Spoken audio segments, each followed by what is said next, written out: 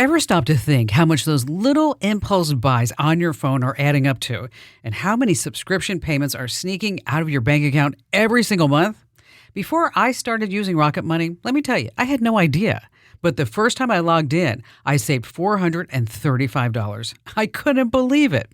Rocket Money is a personal finance app that helps you find and cancel your unwanted subscriptions, monitors your spending, and helps lower your bills so you can grow your savings. I just love the dashboard. It shows everything in one place, even the subscriptions you forgot you signed up for. And if there's something you don't need, Rocket Money helps you cancel it. Plus, it alerts you if a bill increases or if something unusual pops up in your account. It's basically like having a personal assistant for your money. Cancel your unwanted subscriptions and reach your financial goals faster with Rocket Money. Go to rocketmoney.com/Kim today. That's rocketmoney.com/Kim. rocketmoney.com/Kim. Thank you for listening to the Kim Komando Show. While Kim's out on vacation, we're going to give you a replay from December 16th, 2023. Here's hour one. All right, I always like to start with something fun and interesting. And I have a question for you. What would you do if you won the lottery? What would you do if you won the lottery? I mean, I would definitely not stop working. Yes, I would keep working these crazy 60-hour weeks because I love what I do. No, I wouldn't. I don't know. I'd go buy an island somewhere. Okay, the reason why I bring this up is what did the guy who won the $2 billion jackpot last year do? Oh my gosh, imagine winning $2 billion. A guy by the name of Edwin Castro, he went on vacation to Fiji with all of his best friends, and then he just totally removed himself from all of social media. He opted for a lump sum payment of $997 million. Wow. Then he had to hire a slew of bodyguards for himself and his whole family. He bought real estate in Bel Air, Hollywood Hills. I don't know. I'll tell you something. If I ever do win the lottery, I'm going to share it with everyone. I will. Not the money. I'm just going to let you all know that I won. And on that happy note, you're about ready to get more tech smarts because every single thing is now a tech thing. And to those of you joining us for the first time, a warm welcome to you. We're thrilled to have you aboard. And to our loyal listeners, so welcome back. You look amazing, darling. And I'm, of course, Kim Komando, America's digital goddess, here with you once again. It's the biggest show, the most trusted show about all things digital. And you can find my award-winning show in over 420 top stations across the United States. And you can also find us as a podcast, as a webcast, commercial-free, over at Komando.com. Just hit that big old button that says Komando Community. And a big hello and salute and Merry Christmas goes out to all of our listeners on the American Forces Network Radio, reaching over 375,000 U.S. service members, serving in 175 countries and 200 ships at sea. And our T-Mobile Unlimited listener line is now open at 1-888-825-5254 is the way to join us. And hey, I need two things from you. Okay. Number one, the best way for us to grow this show and podcast is for you to tell one friend. That's all. Just tell one friend. And also, number two, tell me what you like. Tell me your questions. Tell me what you want to hear more about by heading to Komando.com. That's with a K, of course. And then hitting that button that says Email Kim. All right, just for you, dear one, I check out 35 to 40 different websites every single day. And here are the top 5 things you need to know that's happening in tech right now. And starting with this, I was getting ready for work on Thursday morning, and Barry came into my bathroom and said, "You are so smart. You are just so smart. You said this was going to happen over a year ago. Because of ChatGPT, people won't need websites anymore." And I looked at him and I said, "After all these years of being married, you just realized how smart I am?" All right, the idea of building a website is really over, unless you're providing something very unique. Maybe you're a unique shopping site or you're an influencer. Here's the reason why. Google's been testing this AI product called the Search Generative Experience on 10 million folks. The search site can pull up answers directly and put it just right at the top of the page. And then with ChatGPT, you don't have to go to a website anymore. So guess what's happened? Google has been, notice past tense, has been delivering about 40% of traffic to media websites. We're talking about news sites, magazine sites, large and small, about 40%. And now with all these new changes, guess what? Going down to a big fat zero. So here's the deal. If you have a website and you depend on Google traffic, you have to pivot now, because if you don't innovate, you will evaporate. Moving on to number 2, Google's also doing something else. They're getting rid of cookies. They're going to be killing the internet cookies starting January 4th. It's going to roll out to 30 million people, 1% of Chrome users. You see, websites use these third-party cookies to do what? They track you online. They figure out what you're buying. You know, that pair of ugly boots that you looked at, they just follow you all around the internet until you're like, okay, stop, I'll buy them already. So what's going to be the replacement? Google's going to let the Chrome browser look at what you do online. That data will stay within the Chrome browser itself. Then the Chrome browser will sort in what they call ad topics. So if you're religious into sports, you're going to see ads for those. Now, this may be a privacy win, but remember, this isn't really Google protecting your privacy because, you know, the P at Google does stand for privacy.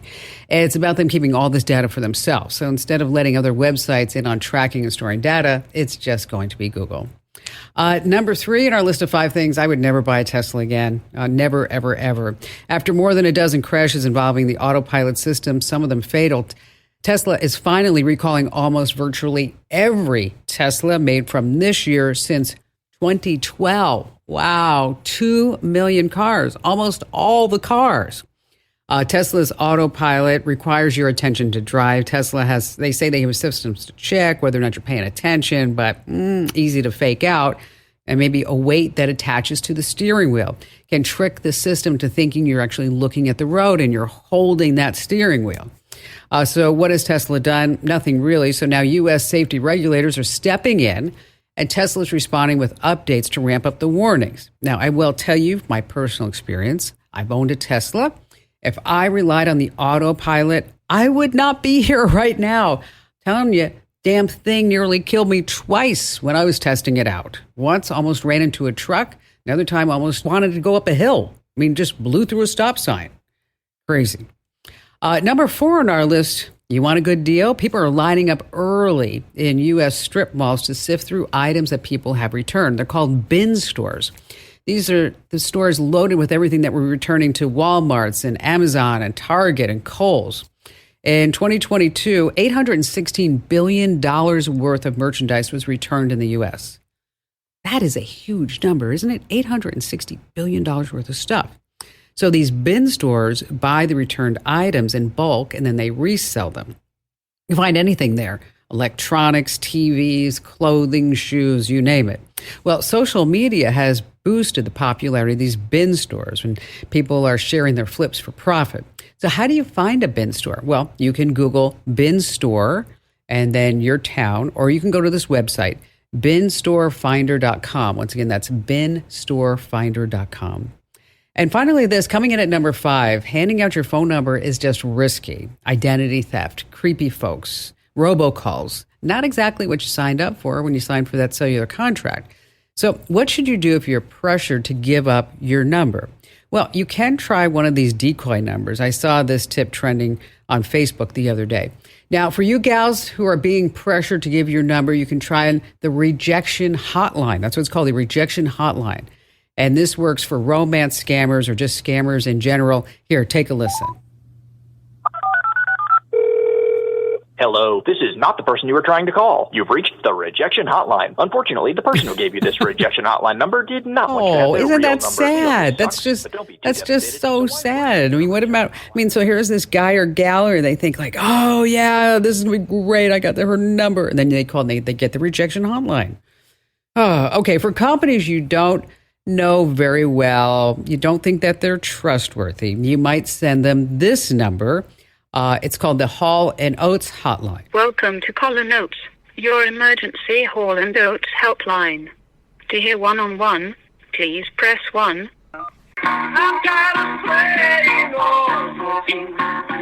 That's all it says. Keeps going on. I can't go for that. I can't go for that. Yeah, that's right. So if you want these numbers, we're going to put them in a newsletter coming up. So if you don't already get our newsletters, head over to getkim.com. Once again, that's getkim.com.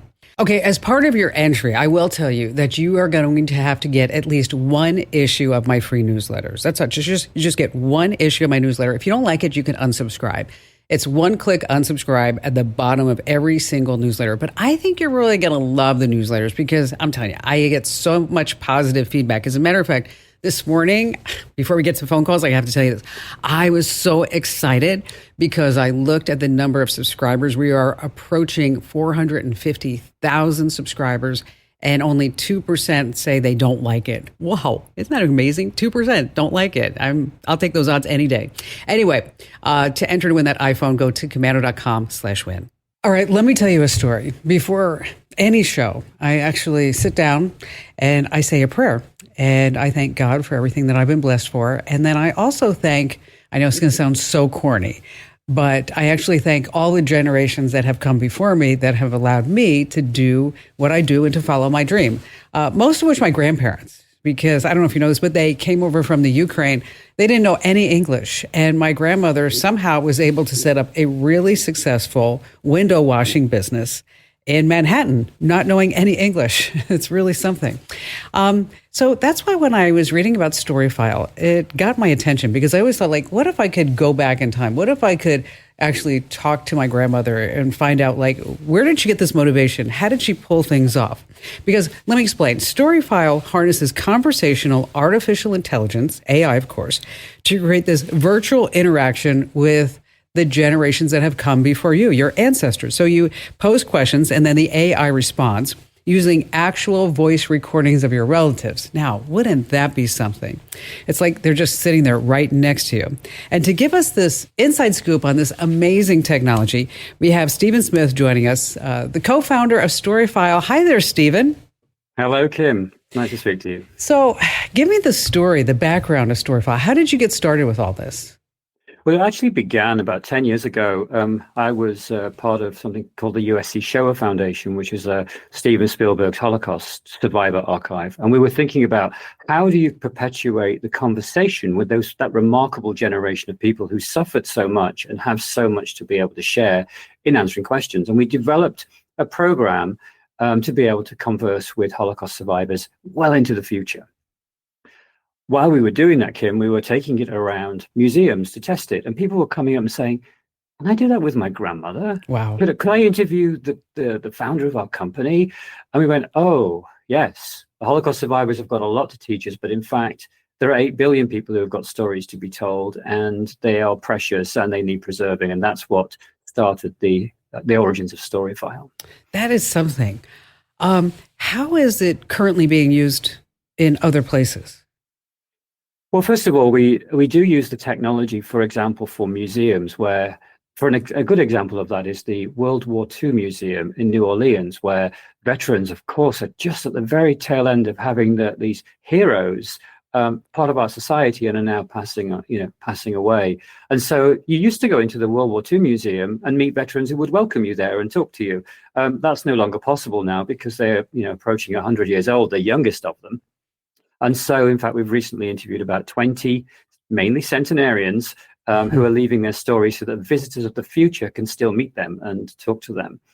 That's one use case, but then families are using it too. Just regular people can use something called Storyfile Life, which allows you to sit down with grandma or mom and have a talk and capture the essence of their life and their history, and then it becomes conversational for the future.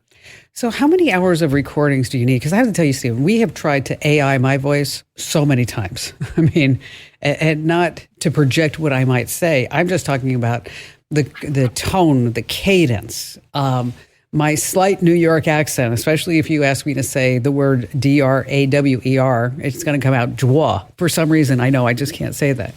But how many hours of recordings? And take us through that process just a little bit.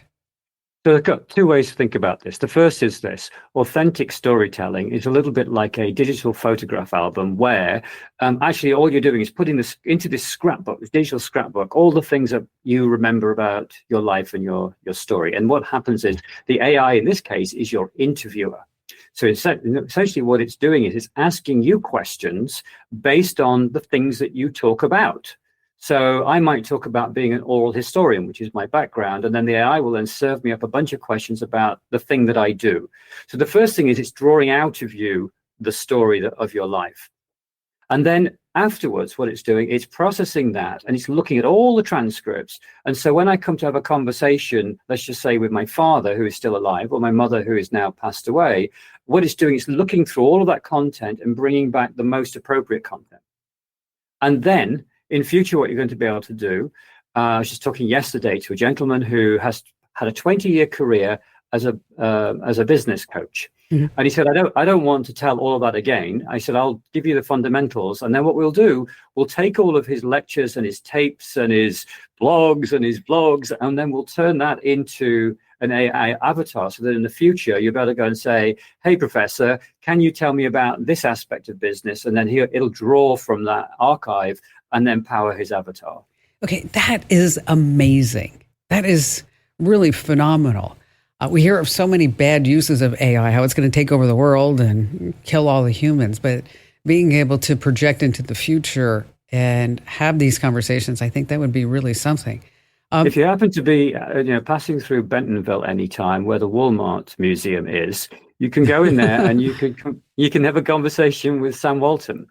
And that was built basically by taking the archives of the Walmart Heritage Group, Sam's speeches and the taping that they did of him in various times, and then we composite that into his character. Sam is basically helping to train the next generation of store managers. They go on training there, and Sam is one of their trainers. Wow. It makes that whole Abraham Lincoln exhibit in Disneyland look so archaic, huh? Yeah. Well, we're being helped by a lot of technology tools these days, Kim. And, we're living in I personally love all of the developments in AI. I know there's some really scary stuff. But what we're looking at Storyfile is how can we harness those tools for authentic storytelling to go deeper into the human experience and not to sort of just avatarize everything and make everything so, bots and droids and right. Taking the human experience down a peg. What we're saying is, how can we use AI to lift up our stories and make them more accessible? If it's not too hard for you, can you talk a little bit about what it was like to do Storyfile with your mom? Yeah, so our platform is called Storyfile Life for a reason. It's actually really not about death, any more than, for example, I would keep a photo album because I think I'm going to die. I keep a photo album because I'm celebrating the wedding or the birthday or whatever it is. It's moments of celebration. So I see Storyfile about celebrating the life of an individual. We had COVID. My mom and dad were stuck there. I didn't see them. I lived in the States. They live in England. So I went to visit them at the beginning of last year. I said, Mom, I'd love to sit down and ask you some questions on Storyfile Live. And she said, okay. Now, I sat with her probably 4 or 5 hours. I asked her about 120 questions, all the things I've been dying to ask her for years and didn't have the courage to ask because, families have taboos and they don't talk about this and they don't talk about that. It's true, yes. And I'm an oral historian. I still don't have the courage to ask my mom. I asked her all the questions I've always been wanting to ask. She was a fit, healthy 87-year-old. I was not interviewing her because I thought she was going to die. And then 6 months later, she suddenly passed away. Wow. She'd had a very good life. But one of the questions I'd asked her, and she's in the Storyfile catalogue of questions, was, what would you say at your funeral? So I thought, well, there's only one day I can ask her that question, and that's at her funeral. So I brought her life-size, TV monitor into the event, the wake afterwards, and there she was.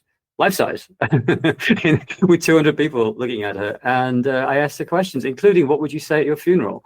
And, she gave such a lovely, at her own funeral, gave such a lovely talk to her friends, and it was so humanizing. It sounds a little creepy. It was the last thing, because there she was, her face, we'd just seen this box disappear. Right. And then suddenly her smile was there and she was just talking to people just as naturally as she would do, looking into the camera. And, we asked her a number of questions and it was a beautiful send-off, actually. Do you still talk to her that way? Well, I'm not attached to it insofar as I have to speak to my mom. But for example, my grown-up kids, they're in their early 20s. A few months after that, said, Dad, can you send us the link to Grandma's interview? So I said, sure. And they sat in the living room, my kids and their cousins, just talking to their grandmother and asking her questions about their family heritage and history, things that they'd never talked to her about when she was alive. It was magical to watch, I have to say. Just felt like it wasn't reinventing her or trying to bring her back from the dead. It was just a conversation between her and her grandkids. And I loved being an observer to that. It was very interesting. Well, it's kind of like taking it to the next level. I mean, where we all have the stories that we pass down. I know about my parents, my grandparents that I've passed down to kids along the way. And instead of us passing it along, they're passing it along, right? That's exactly it. We're not good, Kim, at being ancestors. No, we're not. We go through our lives, 60, 70, 80, 90 years. 16 hours a day, we live the best lives we possibly can. We raise our kids, we go to work, we have a career, and we don't spend more than a few hours, if we're lucky, passing on our story to the next generation. But, 60 years from now, there's going to be some great grandkid who wants to know what their heritage, just like you were saying about your grandmother, what you would do to be able to talk to her. I would love that. I would love that. Yeah, my father was diagnosed with dementia, and my then 19-year-old daughter said to me, "Dad, I want my children to know Grandpa as I know him today." And it was just when we just created this technology. So she sat down with her grandpa and asked him all the questions that she would want her children to ask him, so that they would experience him as she experienced him. And I have to say, it's a treasured family interview, because he couldn't do that interview today, So, how much does it cost, Stephen? Well, we allow everybody to have a story file for free. So it's about 35 basic life history questions. So if you go to Storyfile Life, it's actually life.storyfile.com. And everybody can do a basic 35 question interview. And you can talk about a lot in that, actually, and get a really nice little, experience with that. And then it starts at around about $50 to start adding on sets of questions. If you want to buy the whole life membership, it's about $500. Yeah, I purchased for my mom one of those books, that you fill out, like, tell me about your legacy. She never did it. She never wanted to do it. I kept bugging her, can you fill out this? So I ended up asking her some questions and things like that. But having the prompts, I think, is really important. And then being able to, like you said, to take that audio file and that visual file and to extend it. I just think that what you're doing is really remarkable, Stephen. And thank you for telling us about it. I'm sure that a lot of folks who are watching and listening right now, they're like, hey, that's really cool. It's not creepy. It's actually really wonderful use of AI and technology. Thank you, Kim. It's been a pleasure speaking to you. You betcha. If you'd like to learn more about Storyfile, as well as they have two competitors, we have an article posted over at komando.com. That's komando.com, just in case you didn't know. All right, Apple recently shared the results of a study from MIT on the growing threat of cyber attacks around the globe. Listen to this, 2.6 billion personal records were breached in 2021 and 2022. And I bet you that number is even higher for 2023. So it's time to do something about it. We're talking about end-to-end encryption.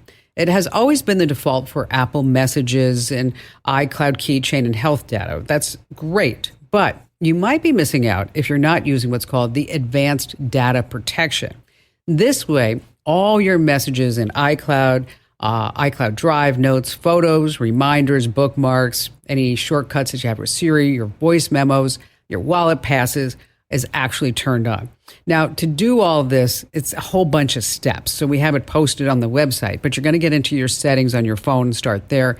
iCloud, then you scroll to the bottom and tap on Advanced Data Protection, or you can just search for Advanced Data Protection on your phone itself. What about Android? Doesn't have the same thing. They have something called Google Play Protect. It performs daily scans, disables malware, harmful apps, but it really doesn't do end-to-end encryption. We've got more information about this on the website as well. So if you want to learn more about it, well, let's look no further than komando.com and hit that button that says Show Pics. All right, Kevin in Portland, Oregon. Hey, I just want to say I'm a huge fan of the show and the newsletter and the podcast, especially your Friday show, but we really need to get the lesser half of the ATM on board with your newsletters. Oh, I know. We do, don't we, Andrew? We got to get them signed up. Hey, some big news about the podcast is that starting in January, Andrew and I are going to be doing a podcast every single day, just like that Friday format, because everybody seems to love our Friday podcast. So I do. That's great. That's great news. And, although I'm one of your greatest simps, I promise I'm never going to ask you for photos of your feet. I promise. Thank you. Thank you, Kevin. I know you're a simp. Hey, didn't you win a cap? I did not.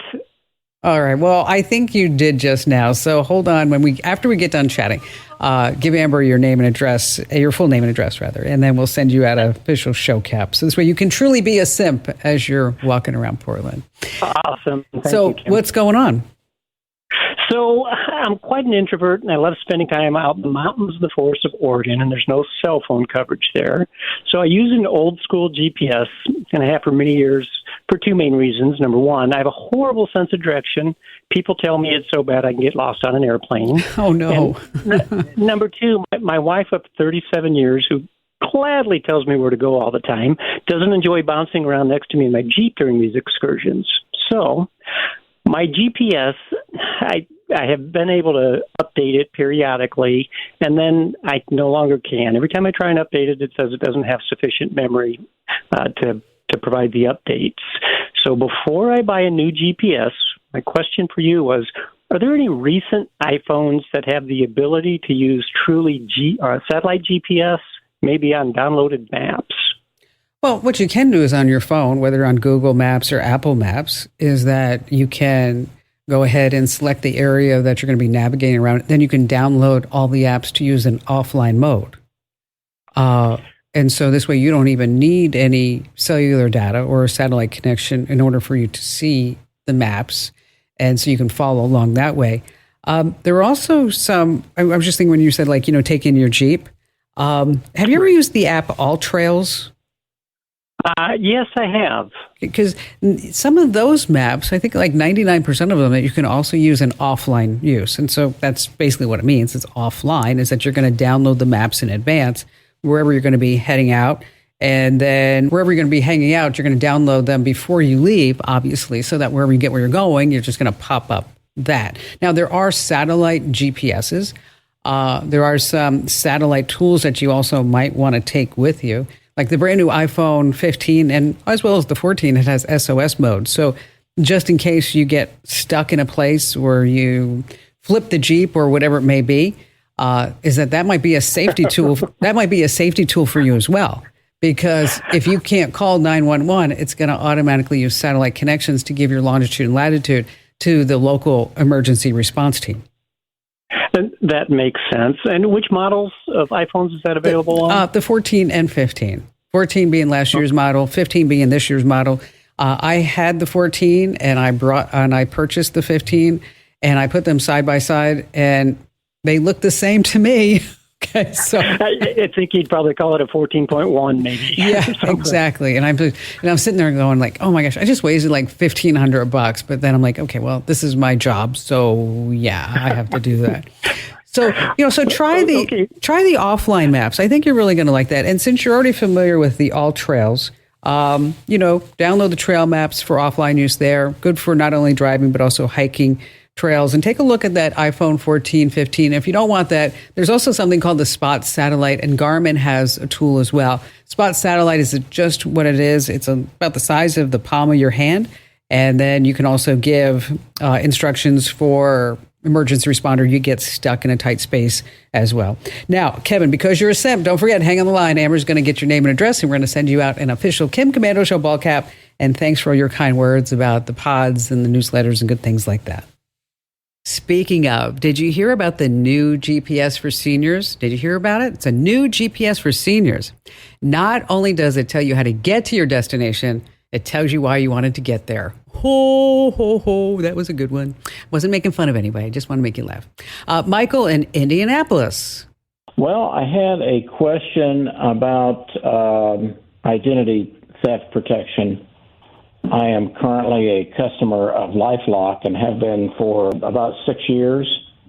Sure. But they changed ownership, as I'm sure you're aware of, and my customer experience, I would say, is not satisfactory. So I was wondering if you could recommend an alternative.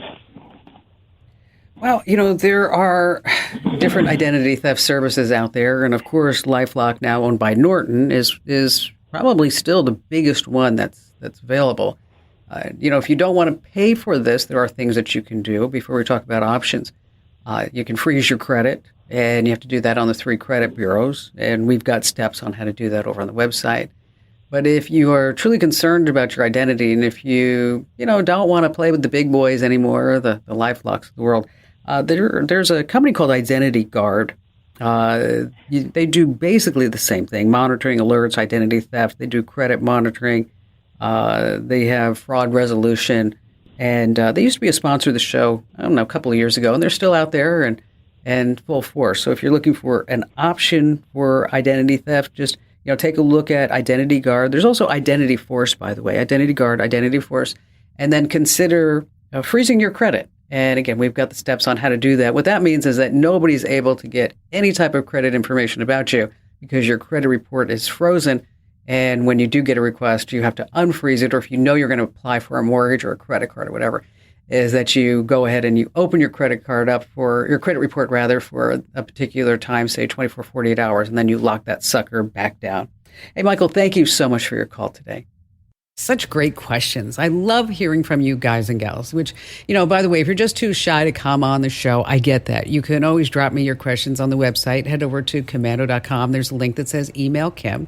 And I do read every single note that you send me. And I know whenever I say that, one of you is going to send a note and go, oh, let's just see if you read this one, Kim Komando. Let's see if you respond. I don't have time to reply to everyone, but I do read every single note. I do reply to some from time to time, though. Again, that's Komando.com, and that link is email Kim. Are your apps listening to every single thing that you say? Well, there's a list in your phone that will tell you if they really are. And here's the scoop. When you install an app, do you actually ever read the terms and conditions? No one does. But inside that legal mumbo jumbo, you may have said yes when you clicked agree that you gave that app permission to listen using your phone's microphone and start collecting data. So how can you see which apps are actually doing this? Well, for iPhone users, go into settings, tap privacy and security, and then the microphone. This pulls up a handy dandy list of all the apps that are using your mic. And then from there, just disable the apps you don't want picking up conversations. Now, for Android owners, it's a similar story. Head over to your settings menu, find the app's permission manager, disable the mic for any apps that shouldn't have it. And finally, before you download an app, just read the reviews in the Apple app or Google Play Store, because sometimes they divulge that. Hey, don't forget 24/7, you can always find me at the website. That's Komando.com.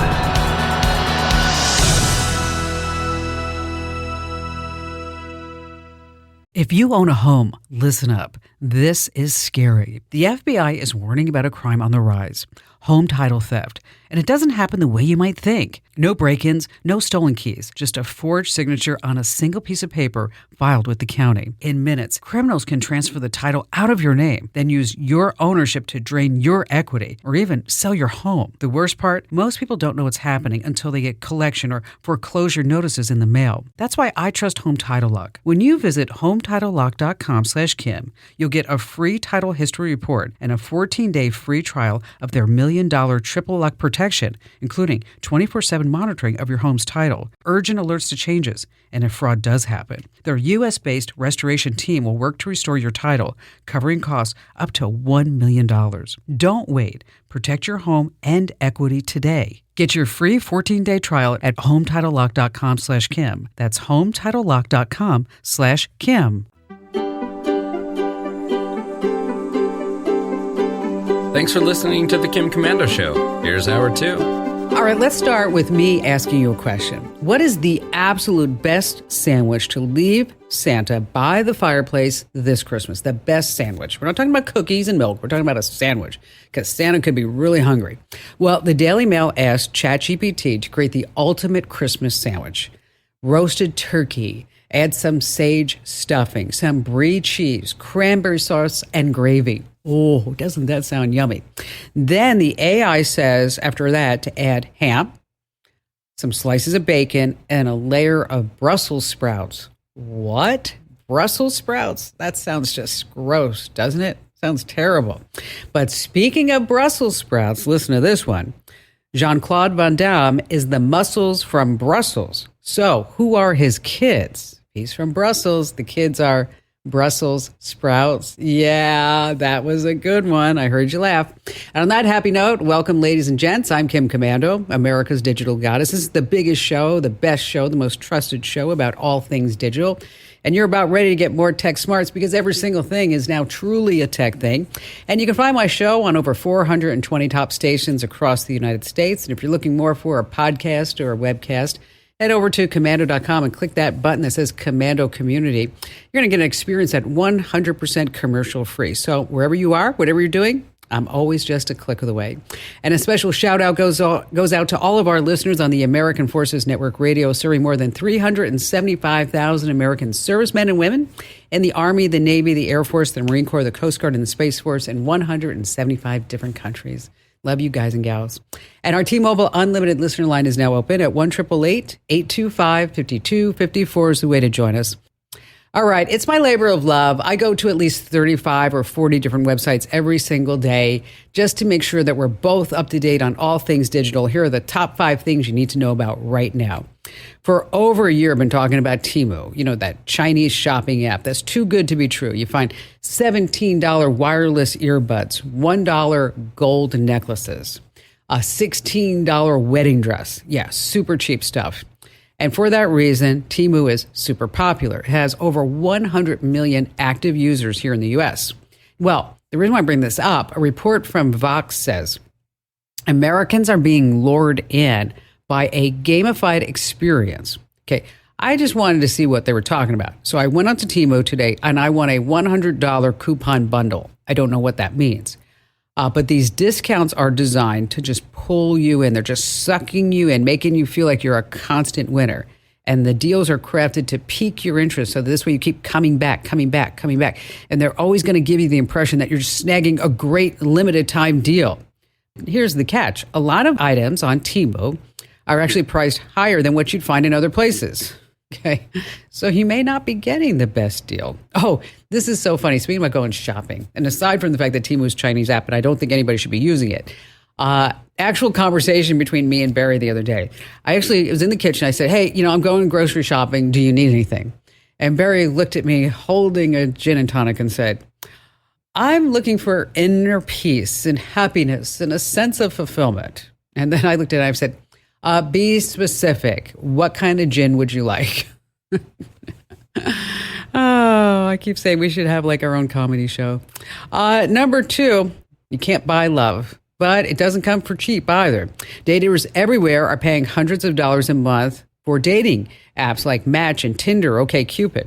Now, the free version of these apps are just full of ads, and they are virtually unusable because they keep trying to upsell you. A Pew Research study found most daters are spending, are you ready, $19 a month on dating apps. So to really find the love online, you have to pay even more than that. Coffee Meets Bagel. If you want their premium version, it's $35 a month. Another app called The League, okay, they have a VIP membership. How much do you think that is a week? A VIP membership in a dating app called The League, okay? $999 a week, or wait, they're going to give you a discount for a month, $2,499 a month. Oh my gosh, crazy. Moving on to number 3. If you notice anything unusual in your Amazon account, you're not the only one. People online are saying, hey, I can think my Amazon account got hacked. And I've been getting just a slew of emails from you guys and gals saying the same thing. Here's what's happening. People are saying that hackers are adding new mailing addresses to their Amazon accounts, making them legit spots like Amazon Locker or Amazon Fresh. Okay, this is not a security breach. You didn't get hacked. Amazon is just adding nearby hub locker locations to your account because they say that this is going to be a secure spot for you so you don't have to worry about porch pirates. Call me cynical, but that's one reason. But these lockers are also less expensive for Amazon to deliver the orders to. I mean, think about it. They don't have to go from house to house. The last mile is always the most expensive in a delivery. So if they can just put it in a locker, well, more power to them. So if it's unnecessary, just take it out of your account so you don't pick that one by mistake when you're checking out of Amazon. All right, moving on to number 4. AI is being used to, drumroll please, undress women. Yeah, that's called nudify websites and apps, and they strip you of your clothes and your dignity. You just upload a photo of a woman, the app changes the image so she's completely naked. Just grab a photo off of social. Boom, there she is, all natural. Company found 24 million people visited undressing websites in September alone. Ads are up for this 2,400%. Wow. It only works on women's bodies for now. Well, start cranking out the Nudify apps to undress men, and I bet you we're going to see a change there. Just imagine the damage that these could do to the women in your life, your daughter, your mother, your wife. Sickos out there. Moving on to number 5, a happy story. Name that tune. I want you to listen to this clip from a viral TikTok video. Gal's name is Alexa Guitarist. It's going viral right now. Here. Okay, listen to it. You recognize it? Okay, you will in a second.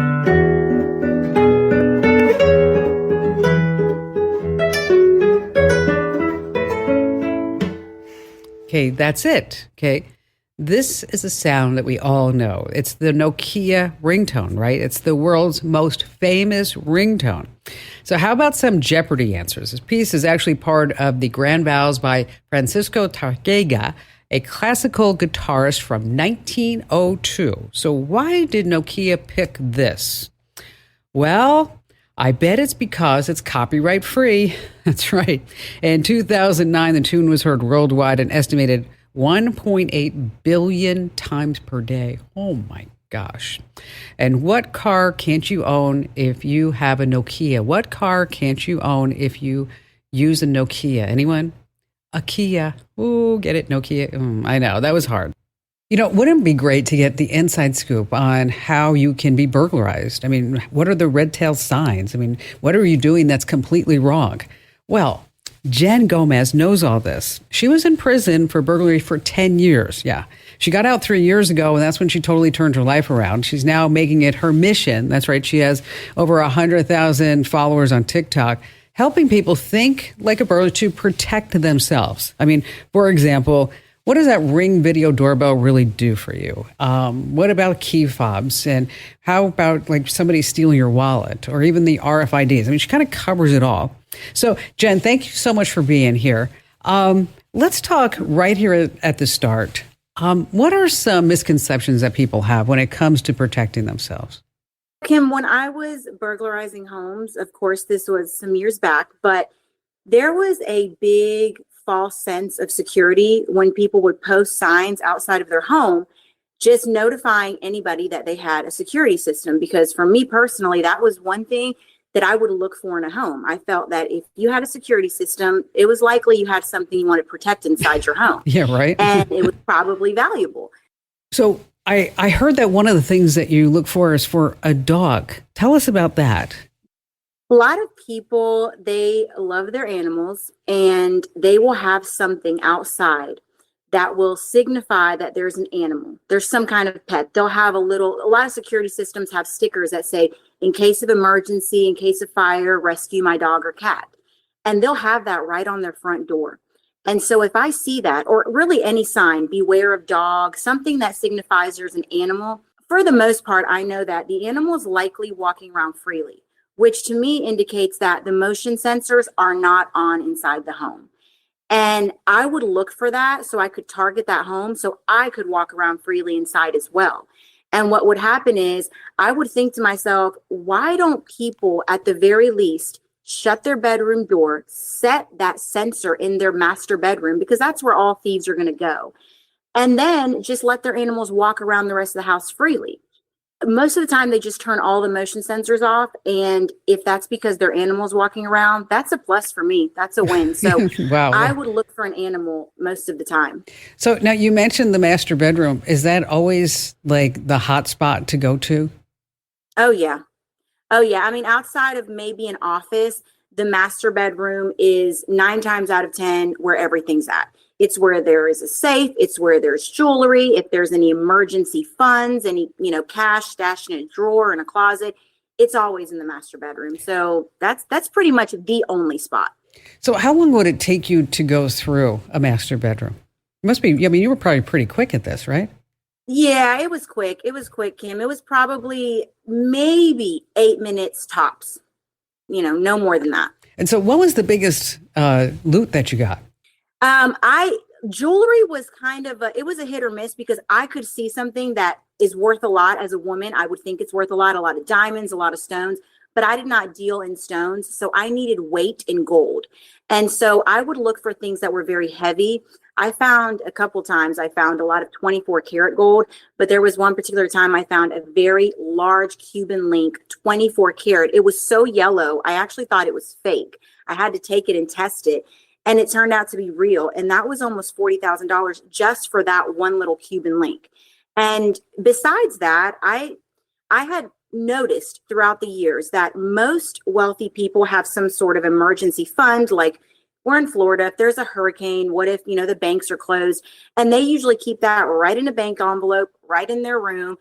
A lot of times they have it in a Bible or in a purse in the closet. So I would find that. And the most cash I ever found was $50,000 in cash, all in 100s, in a bank envelope, right there in the person's closet. And I was like, my goodness, this is a lot. I mean, it's a lot of money just sitting right there. This is like a whole year's salary for some people. So what advice would you have for somebody who wants to hide their jewelry, wants to hide their money from somebody like you? I would say definitely you really don't. I mean, we are in an age where you don't need to keep that much cash in your home. But if you are going to keep some in your home, maybe put it in, I know this might sound bad, but in a child's room. Most burglars, myself included, and people that I've talked to, they don't really go into kids' rooms. There's nothing in there that looks like it could be lucrative. There's no reason to waste time in there. Most burglars want to get in and out. So in a child's room is a pretty safe bet. And definitely do not think that a safe in your room is going to deter anybody, because I would pick those things up and walk right out with them. Okay, so much for the safe. Yeah. So, Jen, how did you get caught? I actually didn't get caught by my own doings. I got caught because somebody that I was using this man's facility. He had a machine that would melt down the gold. And because I needed to use his machine, he didn't know what I was doing, but I was visiting him regularly. I mean, a few times a week. And what ended up happening was the police were surveilling him. They were watching him, and he ended up getting caught for whatever he was doing. It was independent of what I was doing. And they asked him, who is this woman that keeps coming to your store? His store was like a surplus store. It sold screen doors and bathroom sink knobs and things like that. And they're saying, why is this woman coming? She never leaves with anything. She's clearly not purchasing anything, and she comes regularly. So he told them, this is what she's doing. She's melting gold. That's what she does. She pays me a cut, and then she goes about her way. And, from there, they looked up my license plate, followed me around. They didn't find me or catch me actually doing anything. But when they they didn't break into my home. They raided my home. And when they did that, they found one necklace, one piece of jewelry that was connected to a burglary. And from there, they were pretty much, scaring me, saying, hey, we're going to charge you with all these other burglaries, even if we don't have evidence, but we're still going to charge you based on this one. So I had to admit to it and just start all over. Well, sounds like you're doing a good job. I mean, you're on TikTok, you're getting a strong following and turning your life around, right? Absolutely. Absolutely. I mean, that was a wake up call, a big one. So 10 years is a long time. The whole life. 10 years is a long time, right? That's a long time. Yeah. Well, very long. Well, I'm glad that you are on the straight and narrow, and best of luck to you on TikTok. And I hope that you grow to millions and 2 million and 3 million. And then, who knows what you're going to do then, Jen. Thanks for being here. Thank you. Thank you very much. All right, let's switch gears right now. Let's talk about your Amazon Echo speaker. I mean, it could be ruining your Christmas because it automatically notifies anyone within reach when packages arrive, what's inside with a picture, and this includes your gifts. Oh, what a lump of coal. So you can fix this. Head into your Amazon Alexa app on Android or iOS. Dive right into those settings and then hit the Amazon shopping link. And then just tweak those notifications to your liking. And like for you pro gift detectives, asking the right questions like, what did I just order? Where's my delivery? That might ruin the surprises. So keep the mysteries alive. Dive into that Alexa app and switch off the option that will reveal these item titles, whether you're on Android or iOS. And before we go back to all of your phone calls, let's talk about Venmo, because a lot of people don't realize. I actually was talking to my niece about this, Danielle. She's like, oh my gosh, Aunt Kim, I had no idea that was even happening. Because if you're using Venmo, by default, your transactions are out there in the wild for the entire world to see. Yes, anyone can take a peek at your payment history, like that nosy cousin or a friend that's tracking what you do. Your spending habits are revealed on the Venmo activity feed on the app's home screen, and so are your secrets. You can hide this, though. Open the Venmo app, tap your profile, and then the settings gear. Hit privacy and switch to private. This way, your Venmo transactions are just between you and the receiver and not the entire world. No idea why that is turned on by default, okay? But you make this switch privacy, bam, right back in your hands. All right, Clayton in Baton Rouge, Louisiana. I want to let you know I listen to you every Sunday after church on 11:50 a.m. Baton Rouge, Louisiana.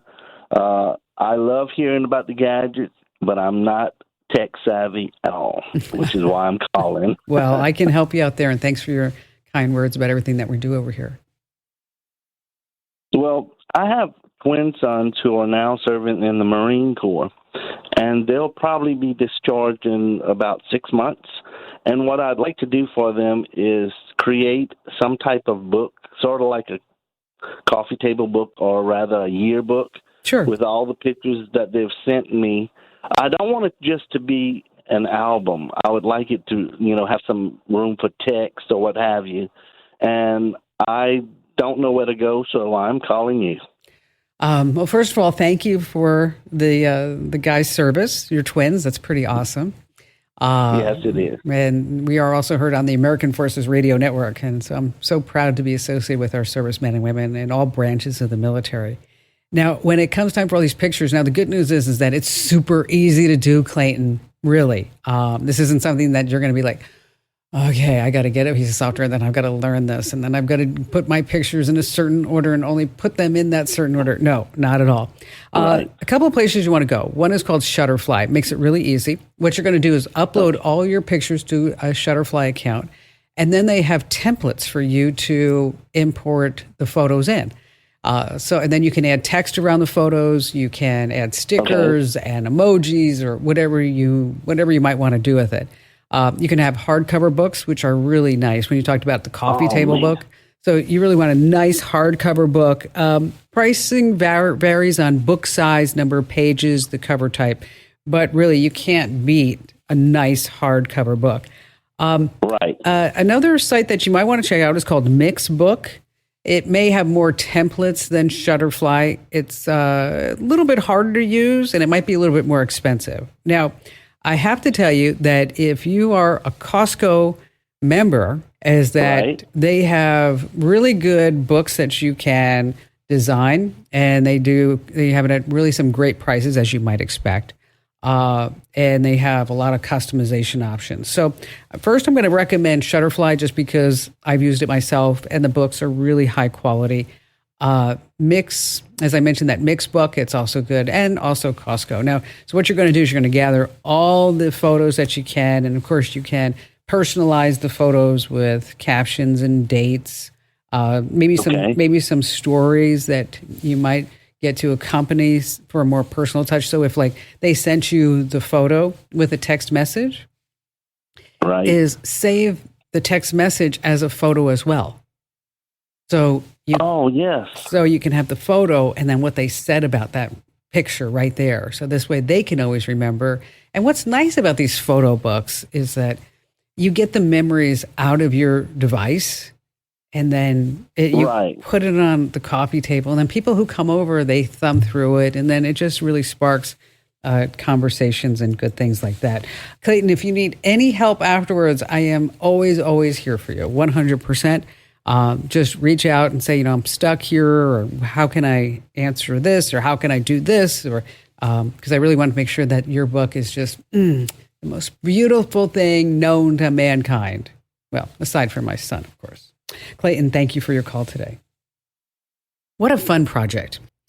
All right. AI has a long way to go, but let me tell you, if you're not using your voice to write, you are just missing out. Dictation, it finally works after all these years. Now, you do have to know some basics to get started. Like you have to insert punctuation by saying it like Kim, exclamation point, or comma, or period, new line, new paragraph. You could say go to or go after a word to move a cursor. Correct that to correct the last thing that you say. Caps to capitalize the first letter. If you want to select something, you can say that and cut, copy, paste. Now, how do you get started? You don't need to buy a special dictation program anymore, although a good headset is actually a pretty good idea. But if you're using Microsoft Word, just open a new document, go to Home, and then Dictate when you're signed into Microsoft 365. On Google Docs in the Chrome browser, open a Google Doc, click on Tools, and then Voice Typing. Windows 10, the Windows key and H will trigger the dictation toolbar. Same thing on Windows 11. And if you're on Mac, just click the cursor where you want the dictated text to appear, and then off the edit menu, you're going to say Start Dictation, and then just do that keyboard shortcut or escape key when you're done. Now, I know you're sitting there going, oh, I don't remember all those, and I want all those steps again, Kim Komando, you went too fast. Well, oh, stop your whining, okay? Head over to komando.com and hit that link that says Show Pics. All right, Jana in Palm Desert, California.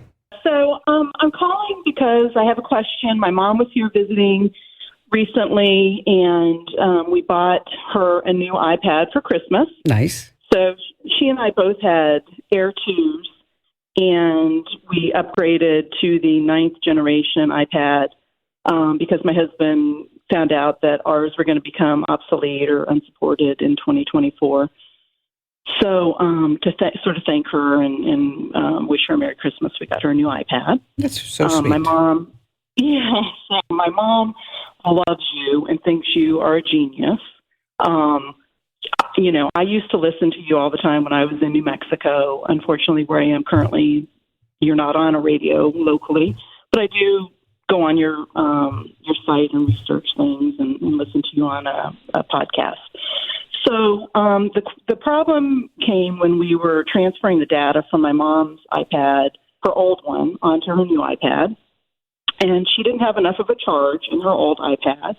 And so we plugged it in to charge it up and waited and waited and waited, and it wasn't charging. And my husband discovered that it looked like there was a problem with the port, like the lightning port, I guess, where you plug it in into the iPad, that it was damaged. And so it wouldn't, when, you know, the battery comes on when it's actually charging. So he fiddled with it, and we were able to get it charged up enough. And my mom started using it actually in conjunction with using her old iPad too, because she's on her iPad all the time. And I said to her, Mom, you can't leave your iPad plugged in all the time, because she had them both actually simultaneously plugged in, using them both.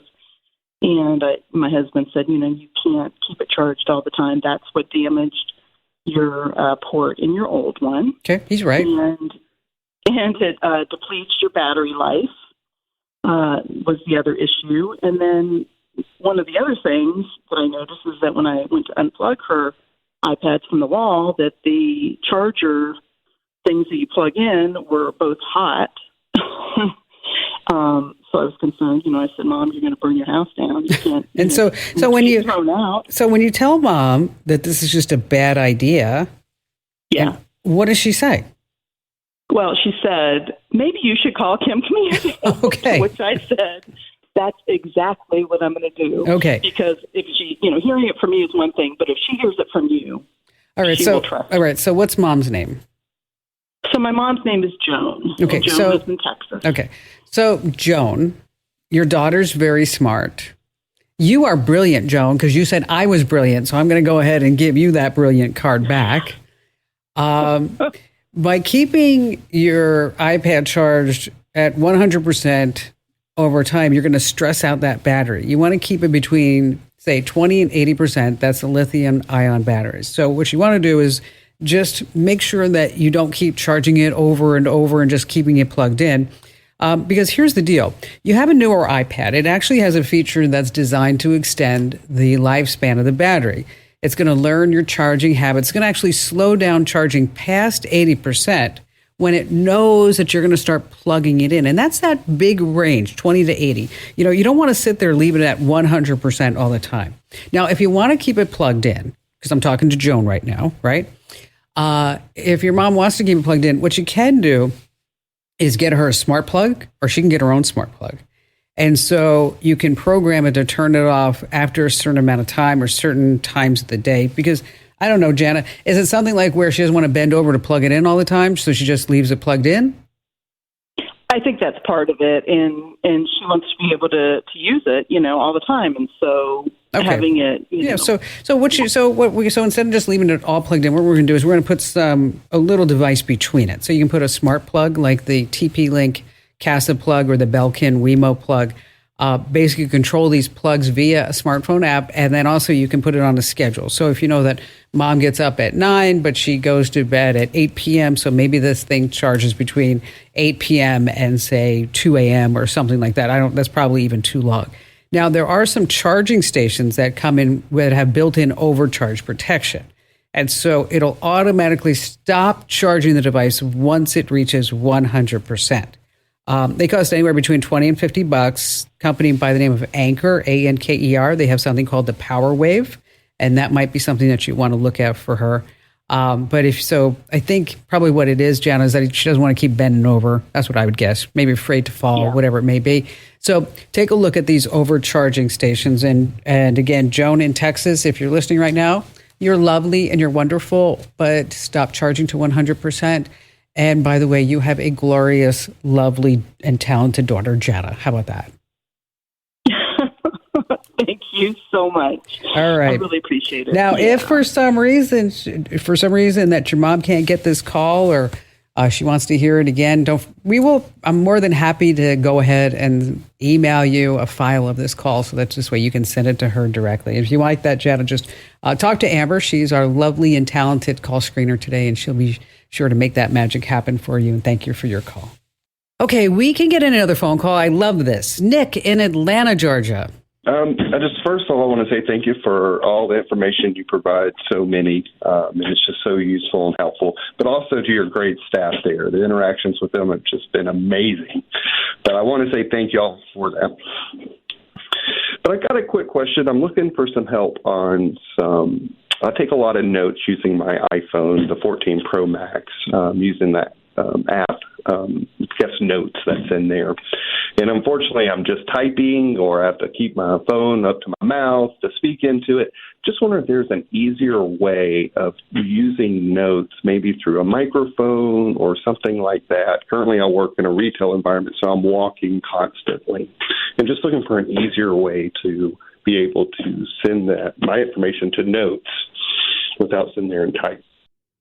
Well, I'll tell you, that Notes app, I think it's one of the most underrated apps that's available on your phone. It's so handy. It's so great. It is. It's wonderful. I use mine all the time, especially folks, if you've never used it, you should just try it. Even to scan documents. It will be a whole document scanner. Really, really powerful thing right there on your phone. What I'm going to recommend is a wireless lav mic. And so it's a mic that you're going to put on your shirt collar. Okay. And there's no wires, and then it just plugs into the phone's power port. Okay. And they're about $25, and it works really, really well. And because it's so close to on your collar, the audio recordings are going to be pretty darn good. And even if you're doing just voice to text or whichever one you're doing, that you'll find that the accuracy of that's going to be pretty much better than if you're holding the phone up to your mouth, which is so annoying. It is. Right? It is, and it beats trying to type all of this stuff in the process. So, and let me tell you, it's not a good look. It's not just walking around talking into your phone. So, hang on the line, Nick, and Maddie's going to give you a link to. I'm going to recommend the May Besta is the line. It's a cordless omnidirectional condenser recording mic. A lot of people use it for interviews, and it's on sale. I think it's on sale right now for about $25. It used to be, I think it was, $50. It's 50% off or something going on right now. I'm not sure why, but it's a really, really great lav mic. And Nick, thank you for your call. I just love helping you guys and gals. And if you're just too shy to come on the show, I get that. You can always drop me your questions over on the website. Head over to komando.com. Then there's a link that says email Kim. I read every single note that you send me, every single one. I do reply every once in a while as well. That's komando.com and hit that link that says email Kim. I love when technology can truly make a difference. Listen to this story. Josh Furman was all alone at his Las Vegas home when suddenly his blood sugar just plummeted, and in an instant, he fainted, hitting his head hard on the floor. But when he wakes up, he's not alone. Paramedics are there by his side thanks to his Apple Watch. Okay, lifesaver, right? Here's how it works. When an Apple Watch detects a fall, you have to select one of two options. Call emergency SOS or I'm okay. What if the person isn't moving, like Josh? Well, the Apple Watch waits 1 minute. Then it starts a 30-second countdown before calling 911 automatically. Emergency dispatchers hear a message that a hard fall was detected, and then they're given the person's exact location. Next, the Apple Watch will notify the person's emergency contacts. That's how smart this smartwatch is. Really amazing technology. The Apple Watch SE Series 4 later can detect a hard fall. So if you're looking for a great present for somebody, that's it. And speaking of presents, we have all kinds of tech gift guides over on the website. That's komando.com. That's where you can get Tech Smart every single day at komando.com.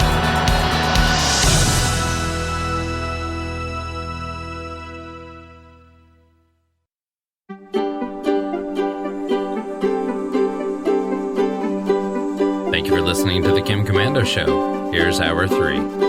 All right, let's kick things off with a question. How connected are our teenagers in the United States to their phones? How connected? Well, Pew Research has found that 1 in 5 are on TikTok and YouTube constantly, every single moment of their day. When they're not in school, when they can't use their phones, they're on TikTok and YouTube. Wow. Facebook, it's dying. 71% of teens used it back in 2014. What do you think that percentage is now? 71% in 2014. I thought this was really high. They say today's kids use Facebook 33% of the time. I think that's actually too high. But think about this. If Facebook ever buys Gmail, right? If Facebook ever buys Gmail, you know that option Mark has seen was going to be changed to Mark has seen. So Mark as seen is going to be changed to Mark has seen. Get it? Mark Zuckerberg has seen. I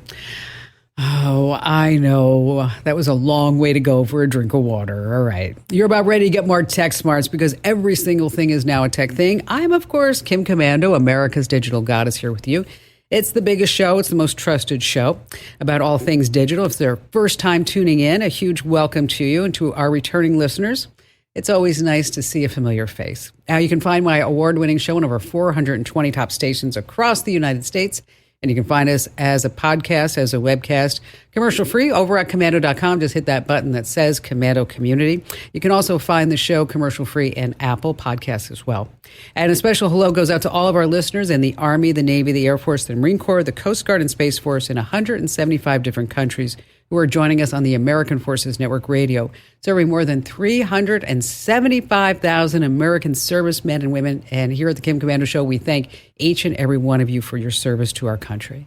And our T-Mobile Unlimited listener line is now open at 1-888-825-5254 is the way to join us. Well, you can count on me to check at least 35 different websites every single day to bring you up to date on the top 5 things you need to know about tech right now. We're going to start with online reviews. Super important. But I read this story over at the Wall Street Journal that all of us are just so tired of being asked to review so many things. And then we're also being coerced into giving everybody just a 5-star review, because if you don't give them a 5-star review, they start asking you all kinds of questions, right? So businesses are bullying and harassing us to have these great reviews. Now, one gal, Lucy Josephs, told the Wall Street Journal that she found a hostel with all these great reviews. So she decided to book it. But the stay wasn't as great as she hoped. So she left a realistic, mediocre rating. And she wrote that she was really disappointed in this particular hostel, that the staff was not friendly. And because of the rating, the owner actually DM'd her personally on Instagram and said, "I'm sorry that you felt that our place was not that great, but a low rating really hurt us." He then pressured her to rewrite it over and over and over again until she ended up just blocking him. Wow. Moving on to number 2, GM says, oh, we're just trying to help you. GM is ditching Apple CarPlay and Android Auto in all their new EVs like the 2024 Chevy Blazer. They say it's because of safety reasons. They say that our phones are too distracting. CarPlay and Android Auto let you run GPS from your phone to your car's infotainment system, Spotify, Pandora, things like that. So GM says that you have to use, and they want you to use their Ultifi system, which it developed with Google. So you could do the same things as you could with CarPlay. Just think of all the sweet data and all the cash that GM's going to be making from their in-app purchases. GM already collects a lot of data on us if you use the app, the My GMC app. The privacy policies, they collect everything from your name, address, your geolocation data, your age, your race, your color, religion, medical conditions, physical disabilities, mental disabilities. It goes on and on and on. And GM, can't believe they have just a straight face to say, we're just doing this to help you, Sure. Moving on to number 3, if you download 1984 by George Orwell from Amazon straight to your Kindle, your phone, or your tablet, Big Brother is actually watching you. Amazon dominates this market. 72% of e-readers are owned by Amazon, and it's tracking more. It's snooping on your entire web activity to package it off and sell it to who knows who. So if you check out a book on depression, religion, whatever, they collect that data, even where you're reading it, things that you've outlined in the book or underlined or looked up. No laws to stop this, by the way. So yeah, Big Brother's actually reading over your shoulder. So what can you do? Look for ebooks in open formats like EPUB, which you can read on various apps. If you're downloading books online, use a VPN. Head to the library. Might be old-fashioned, zero tracking. Get ebooks on a USB stick or CD if they do offer that. Moving on to number 4, this one's really interesting to me. Some startling numbers from 2021. Drunk driving has caused over 13,000 deaths. Financial impact, $280 billion in lost wages, medical bills, and more. So now the National Highway Traffic Safety Administration is looking to do something about it. They're thinking about forcing technology into cars that would stop drunk driving. They're beginning to gather information about this. So what kind of tech?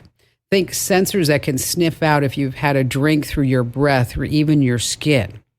Cameras that will check for weird eye movements. Facial recognition software. Alcohol vapor sensors.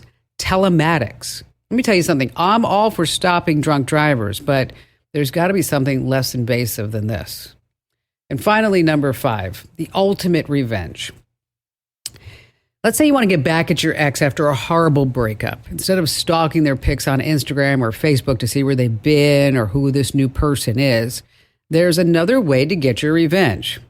There's a TikTok gal by the name of Madeline Salazar. She has been making fake boyfriends in her selfies. She says she wants to win every breakup and she wants to make every ex jealous. She has a few pics up of her AI boyfriends, one of a guy working on her shower.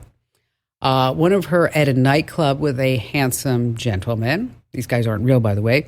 She used Adobe's generative AI tool in Photoshop to make it all work. She's racked up 55 million views for her images of just these dreamy guys resting on her shoulder, holding her hand. Some call it hilarious. Other people say it's just toxic. Madeline has a YouTube tutorial, by the way, for all your DIY fake romance needs. Oh my gosh. What a world we live in. Speaking of boyfriends, why did the female asteroid deny her boyfriend's marriage proposal? Think about this one. Why did the female asteroid deny her boyfriend's marriage proposal? Ready for it? Because she was scared of commitment. Like instead of commitment, comment. Oh, okay. I know. This is just embarrassing. They're getting worse. I promise they're going to get better. They will get better. Just stay with me. It seems like every single day we see yet another headline about artificial intelligence. It's going to radically change our lives. It's going to take away all of our jobs and maybe even end all of mankind. But how much of this is hype? How much of this is real? So to give us a great perspective here on the show, so delighted, so thrilled that we have with us Dr. Ben Goertzel. He's one of AI's most prominent figures. Now, you may have heard his name before, big-time guy, Sophia the Robot, made for Hanson Robotics. He's also the brains behind SingularityNet. That's the world's leading decentralized AI marketplace. And the OpenCog AI framework, that's a platform designed to foster AGI. Yes, that's yet another term. That's artificial general intelligence. Now, if you don't know what that means, we're going to be getting into that, so just stay with us. Dr. Goertzel, so thankful that you're here with us. How did you get involved in all this?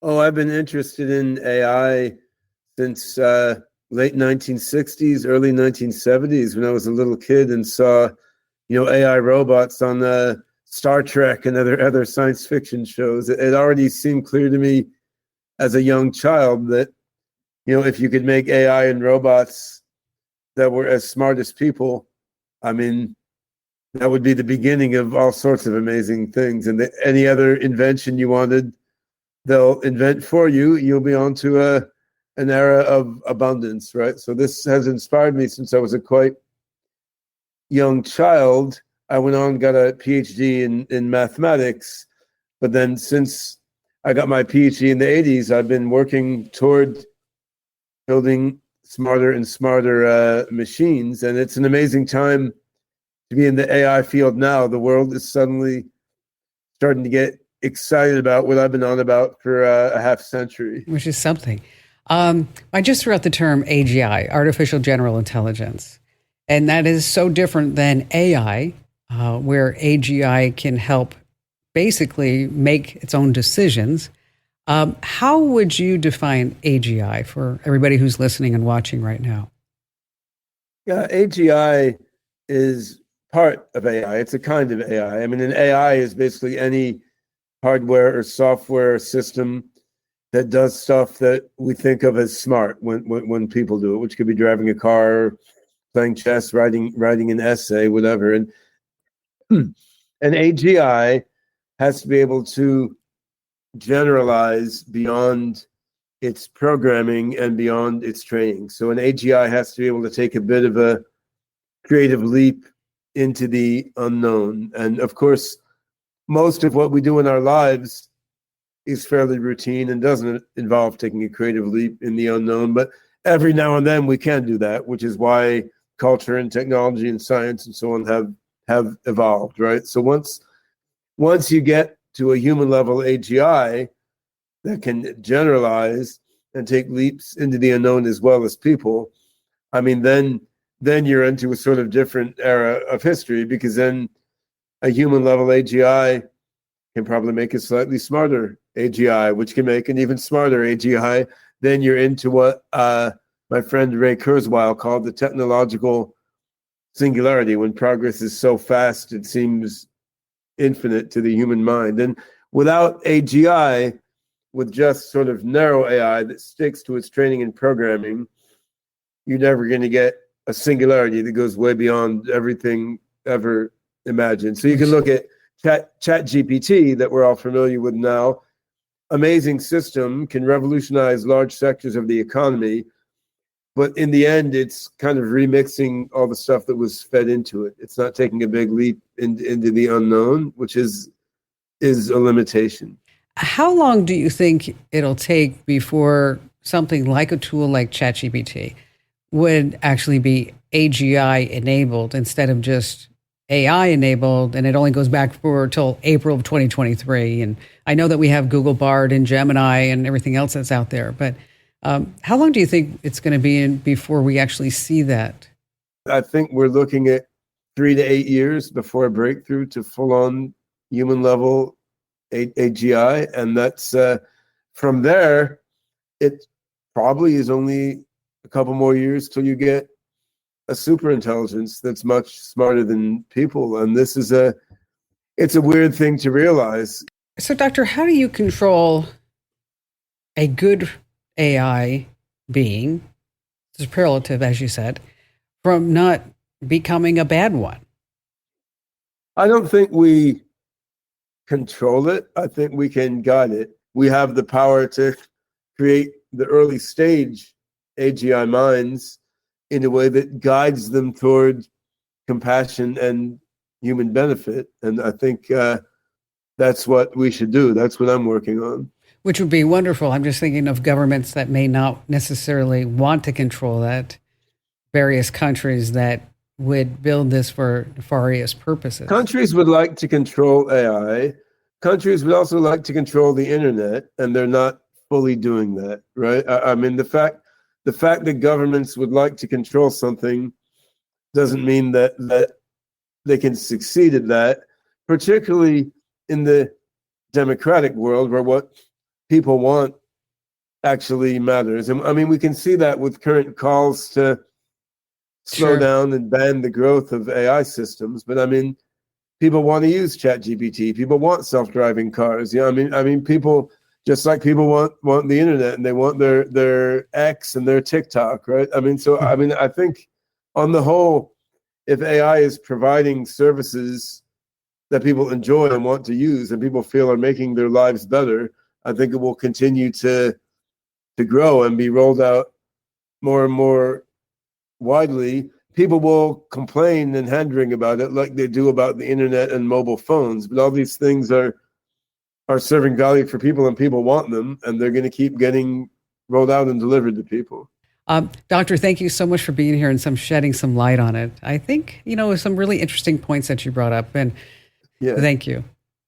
All right, let's change gears just a little bit. It's a common question that I get. How can I make sure that my older family members aren't falling for texting and phone scams? I mean, you probably have someone in your family who just didn't grow up with the sorts of technology, the phones that we have around today. And that's a real problem because older folks fall victim to phone scams, stolen identities, and hacking. But you can help, and here are some ways. Number one, block unknown callers on their phone. We all know what an unknown number is. It's just a scammer.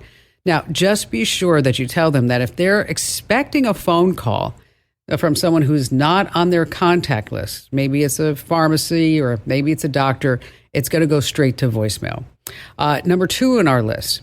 Now, lots of important information is stored on a phone. If it gets lost, if it gets stolen, it gets broken beyond repair, your loved one could lose everything. So get their phone on iCloud or Google One app with automated backups. That's really important. Number three, be sure that you turn on their phone's emergency and medical ID settings because a smartphone can really save a life. Kids today, they don't want to grow up to be firefighters, teachers, doctors, or scientists. What do they want to be? Influencers. Yes, more than half of all Gen Zers think they could have a career in influencer marketing and content creation. Now, one university in Ireland is offering a college degree in this. It's going to take on 40 students, and they're going to say we have so many applicants, we're going to have to turn so many people away. Now, here's the deal. No one's going to buy an influencer and follow them if they just influence. You have to have something to share. You have to have a skill. Even Kim Kardashian shares her passion for makeup on Instagram. So you can get a degree, you can get some experience, and then use that for content. Learn how to influence on the side. Now, how can you do this? HubSpot offers free certifications in social media marketing. Coursera offers influencer marketing strategies, and so does YouTube. Again, HubSpot, Coursera, or even just search on YouTube. All right, let's see. Brandon in Spokane Valley, Washington. Hi there, Brandon. Well, I've been kind of exploring about some GPS tracking on my work vehicles, increase efficiency, help me do mileage billing for my customers, insurance discount, that sort of thing. But I was looking for something simple. I know they have ones that like plug into the OBD2 scan port on the vehicle. That way they can stay charged. It might be easy for guys to unplug them, bring them into the office. What I don't want to have or I don't need is like a live feed on that. I don't need to be able to check in all the time, but these things carry a yearly subscription. I'm trying to figure out how to get away from that. There's a couple of ways for you to do this. How many vehicles do you have? Like 5. Like 5? Okay. A simple, easy way would be just to pop an AirTag in each of the cars. Have you thought of that? Not really. Yeah, so the Apple AirTags, you buy 4 for $89 on Amazon. Really? And so I actually have an AirTag in each of my cars. And so you can put it under the seat, You can don't put it in the glove box. That's the first place where everybody looks to find them. Okay. Okay. Or on the center console. So you can tuck it in under the seat. Now, keep in mind that if somebody else has an iPhone, that they're going to get a notification that says there's an unknown AirTag near you. A lot of people, what they recommend is that if it's going to be on vehicles where you think that may be an issue, and I'm not giving this out in case you're a stalker, because obviously you're not, is what they do is they put the AirTag somewhere in the engine itself with some duct tape. And so this way the AirTag will always stay there, but people don't know enough to look in the engine. If they look in the engine, it's going to be really hard to find something the size of a quarter that has been duct taped over. But the beautiful thing about that is that it doesn't cost you anything. Okay. I mean, it costs you that one time, but there's no ongoing subscription. You do get real-time tracking. You know, and as far as, you know, being able to go back in time, it doesn't necessarily do that. But if that was something that you would want, there is another product. It's going to cost you $150, called the Trackit GPS, and that's Trackit. It's TRAKKIT GPS. The Trackit GPS. Okay. And it's about $150. There's no monthly fee. There's no subscription. It uses Wi-Fi to communicate, so you don't need cell phone service. But it does do GPS real-time tracking, logging, and reporting. And so you can, so it records all this, and then once in range of Wi-Fi, that's when it uploads all the data. Oh, great. So if I wanted to explore more with the AirTag, is that something that's exclusive to Apple? Because I'm an Android user. Oh my gosh, I don't even know why we let you on the show. Kidding. Come on. Android, you're going to look at a tile tracker. Same thing. Okay. Yeah. So Apple's for Apple's. Apple AirTags for Apple. Tile trackers for Android. Samsung also makes their own. And then if you think that maybe you need more than that, take a look at that Trackit GPS. Again, that's TRAKKIT GPS. And if you need any help afterwards, Brandon, I'm your gal. I'm right here for you. All right, let's talk about tech myths. I've got several for them. Number one, private browsing is totally private. Not. ISPs, advertisers, websites can still spot you. Incognito means unknown. So always log out from sensitive accounts and using a VPN for an extra layer of privacy. And we recommend ExpressVPN. All right. The more megapixels, the better the camera. Nah, not really. Okay. Photos are often shot with cameras less than 20 megapixels. I'm talking about the really good shots. And don't shoot in RAW unless you actually need to. The files take up way too much room. Macs are the Fort Knox of computers. No, they're secure, not invincible. You still need AV software. Deleting files are gone for good. Nope. Your PC's recycle bin, trash can. File shredding software is the one that you need to use to make sure that the files are truly gone. Charging phones overnight kills the battery. Most times it's not going to do that. They have built-in circuits to prevent overcharging. You don't want to do it every single night, but once in a while it's not going to do too much damage. Jim in Spokane, Washington. Hi there, Jim.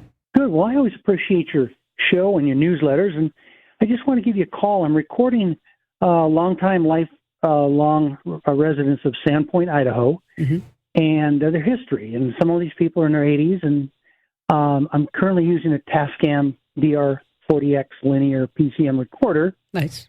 And it works well, but it's difficult sometimes to put that right in front of somebody. And I don't feel comfortable maybe trying to apply a lapel mic or something on these older folks. And I want to be respectful of distance. And so I thought if there's something that was I could place in front of them but down on the table, not as big as the Tascam itself. Right. And then the other question I had is some people can only be accessed by phone, and I'd like to use the same device if possible, although I'm willing to change, to record people on my phone. Now, I can't record it on the phone because it has to go onto an SD memory card that I then turn into the museum afterwards for storage. Well, you could always record it on your phone and then transfer it to an SD card. I mean, that's not a problem. Yeah. They're not putting anything in the cloud. My concern is why were you even doing SD anyway? Well, I'm doing it on the device that I have. There's not a whole lot of funds for this, and so I'm using what they have currently. Okay. Well, okay, we're going into different directions. So let's start at the beginning. Okay. Okay. Number one, a lav mic is going to give you really good sound quality. Okay. I know you said you don't want to clip this on, but it can be attached close to the speaker, and that's going to be giving you clear audio without worrying about them moving their heads around or not being able to project their voice to a microphone. Right. It's going to capture their voice just right underneath them. Of course, you could always do a headset with a mic right in front of their lips as well. But again, this depends upon, how you feel. Like you said, I don't know if I feel comfortable doing that. Another thing you can look at is what's called a shotgun mic. And you've seen these in movies and things. It's where it can be pointed towards the speaker. And so you're going to put it on a stand and maybe put it directly, in between you and them, but it's going to be high enough so it's right near their mouth. The whole idea is that the closer that you can get that audio recording device next to their mouth, the better off that you're going to be. I don't think putting a mic on a desk is going to give you anything because you're going to get a lot of ambient sound. Okay. And that's definitely what we don't want. You might also want to consider is there are these like pictures, like a half moon. I can't think of who makes the one that I have. Like about a half moon where it's filled with material that you see in a sound booth. Mm. And so what you could do is get one of those. They're not expensive, like $100. Mm-hmm. And then the mic gets attached to that. And so sometimes when I'm traveling, I might even carry one of these with me. Okay. So that this way I can do our daily tech updates and our daily digital life hacks without the sound reflecting off of a hotel room wall or something like that. And so I'm going to send you a link to one of those, and then you could just hook a mic in there. That might be the best one, especially if you don't want to put a lav on them or anything like that. Now, as far as what do you want to talk about? The recording on your phone. I would record this on the phone and use the phone's recording app, whether it's voice recorder or something like that, and then have that saved up to the cloud. And if it's on an SD card, you can always save it on. The reason for the cloud is that this way we don't have to risk the card's failure, because they do fail. I'm sure it's happened to you. You're like, oh my gosh, or you lose it. Like, oh, what was on that little card anyway? Yeah. I don't remember, type of thing. And then, of course, you can also transcribe it once it's up in the cloud too, or on your desktop or whatever it may be. I like to use Otter.ai. I don't know if you've tried that. No. But it's nice. It's called Otter.ai. What's really nice is that it will say person number one, person number two, and then you can go in and say, this is Jim and this was Carol or this was Bob. And then you have the whole transcription done by person. And then you can go in and you can edit it. So you're like, okay, I don't need this sentence because it didn't catch the whole sentence.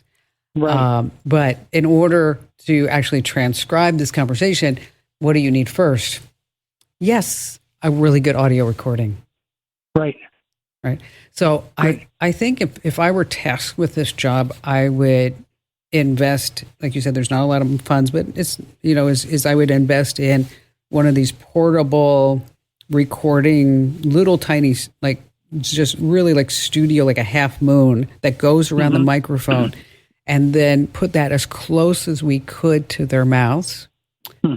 And then, and also with a filter that will, so that this way, if they pop any peas or if they do anything like that, that we could get that filter out. Do you want me to put together a shopping list for you? That'd be wonderful. Okay. And the lapel mic might kind of meet some of my thoughts too, or my needs. So if you had a recommendation on that, that'd be wonderful. Okay. So I'm going to put you on hold. Let's get your email address, Jim, so that this way I can put everything together for you in one little package. And then for everybody else, if you're wondering like, hey, I need that too, Make sure that you subscribe to our free newsletter. Super easy to subscribe. Head over to getkim.com. I'll go ahead and post that list inside there. Once again, that's getkim.com. Okay, let's see. Denise in Orlando, Florida. Hi there, Denise. Well, I bought a new laptop because the old one I had, the operating system was old. I was told by a tech that I needed to upgrade. So I bought one, kind of a mid-range, around $500 or $600. Paid a little extra to have them change put my data from the old computer, all my information files, onto the new computer because I didn't know how to do that. So they did it, and now I've got the old computer back. I don't know how to dispose of it. I want to be safe because I'm sure stuff's in there, and I don't know what to do or who to give it to or how to get rid of what's in there and know that it's being safely disposed of, the information and then the unit itself. Can you give me any advice? Well, here's the deal. First of all, really smart in having somebody transfer the files from one place to the other, because I've heard from so many people who have done it the wrong way over the years and then lost their stuff. So now that you have your old computer, what you want to do is what's called, this is the technical term, wiping the hard drive. And basically what it does is it removes all your personal data from the hard drive, but you have to use special software in order to do that. You just can't go over and do to a prompt, remove or delete del asterisk dot asterisk. I mean, those days are long gone. So there's special data wiping software. One is called DBAN. That's a letter D and then BAN. The other one is Eraser. And how they work, it's pretty innovative, is that it overwrites all the data on the hard drive that makes it unrecoverable. See, a lot of people don't realize that when you just remove a file on a hard drive, the file is actually there. What is removed is just the flag. So a flag will go up and say, okay, you can save some stuff over here. So unless you overwrite that data, that data can be written, it can be recovered, and somebody can actually see what was there. So again, a couple of programs that you want to use is DBAN or Eraser. Then once you wipe the hard drive, you can donate it. You can try to sell it on eBay. A lot of retailers like Office Depot and others, they have free recycling programs. And then you can also check with local charities and maybe schools and churches and synagogues because they might accept donations of old computers. You can find links to DBAN and Eraser over at Komando.com. And Denise, thank you for your call. Such great questions. Now, if you're just too shy to come on a big-time show and podcast, I get that. Head over to Komando.com and hit that link that says Email Kim. Once again, that's Komando.com, that link that says Email Kim. I read every single note that you send. Komando.com and hit the button that says Email Kim. When you take a selfie, it's a lot more than just you in that photo, right? You may have your private location data. You see, your phone keeps track of your location for a lot of good reasons, okay? Think Google Maps or Uber or Postmates, whatever it may be. That's one thing that you probably don't know is that it extends to your photo. So when you take a picture, your phone has something called metadata that it's going to put with that photo. The metadata includes the date it was taken, the camera's settings, and the location where the picture was taken. So when you share your image, anyone can have access to that data, even a stranger. So to stop location sharing on your iPhone, open the image that you want to share, go to Options, and then toggle off location. On Android, open that gallery, select the photos, go to Details, and click Remove Location Data. If you need these steps, they're over on the website, Komando.com, where, by the way, knowledge is power. You can get TechSmart every single day at Komando.com. And after all, that's what we all need.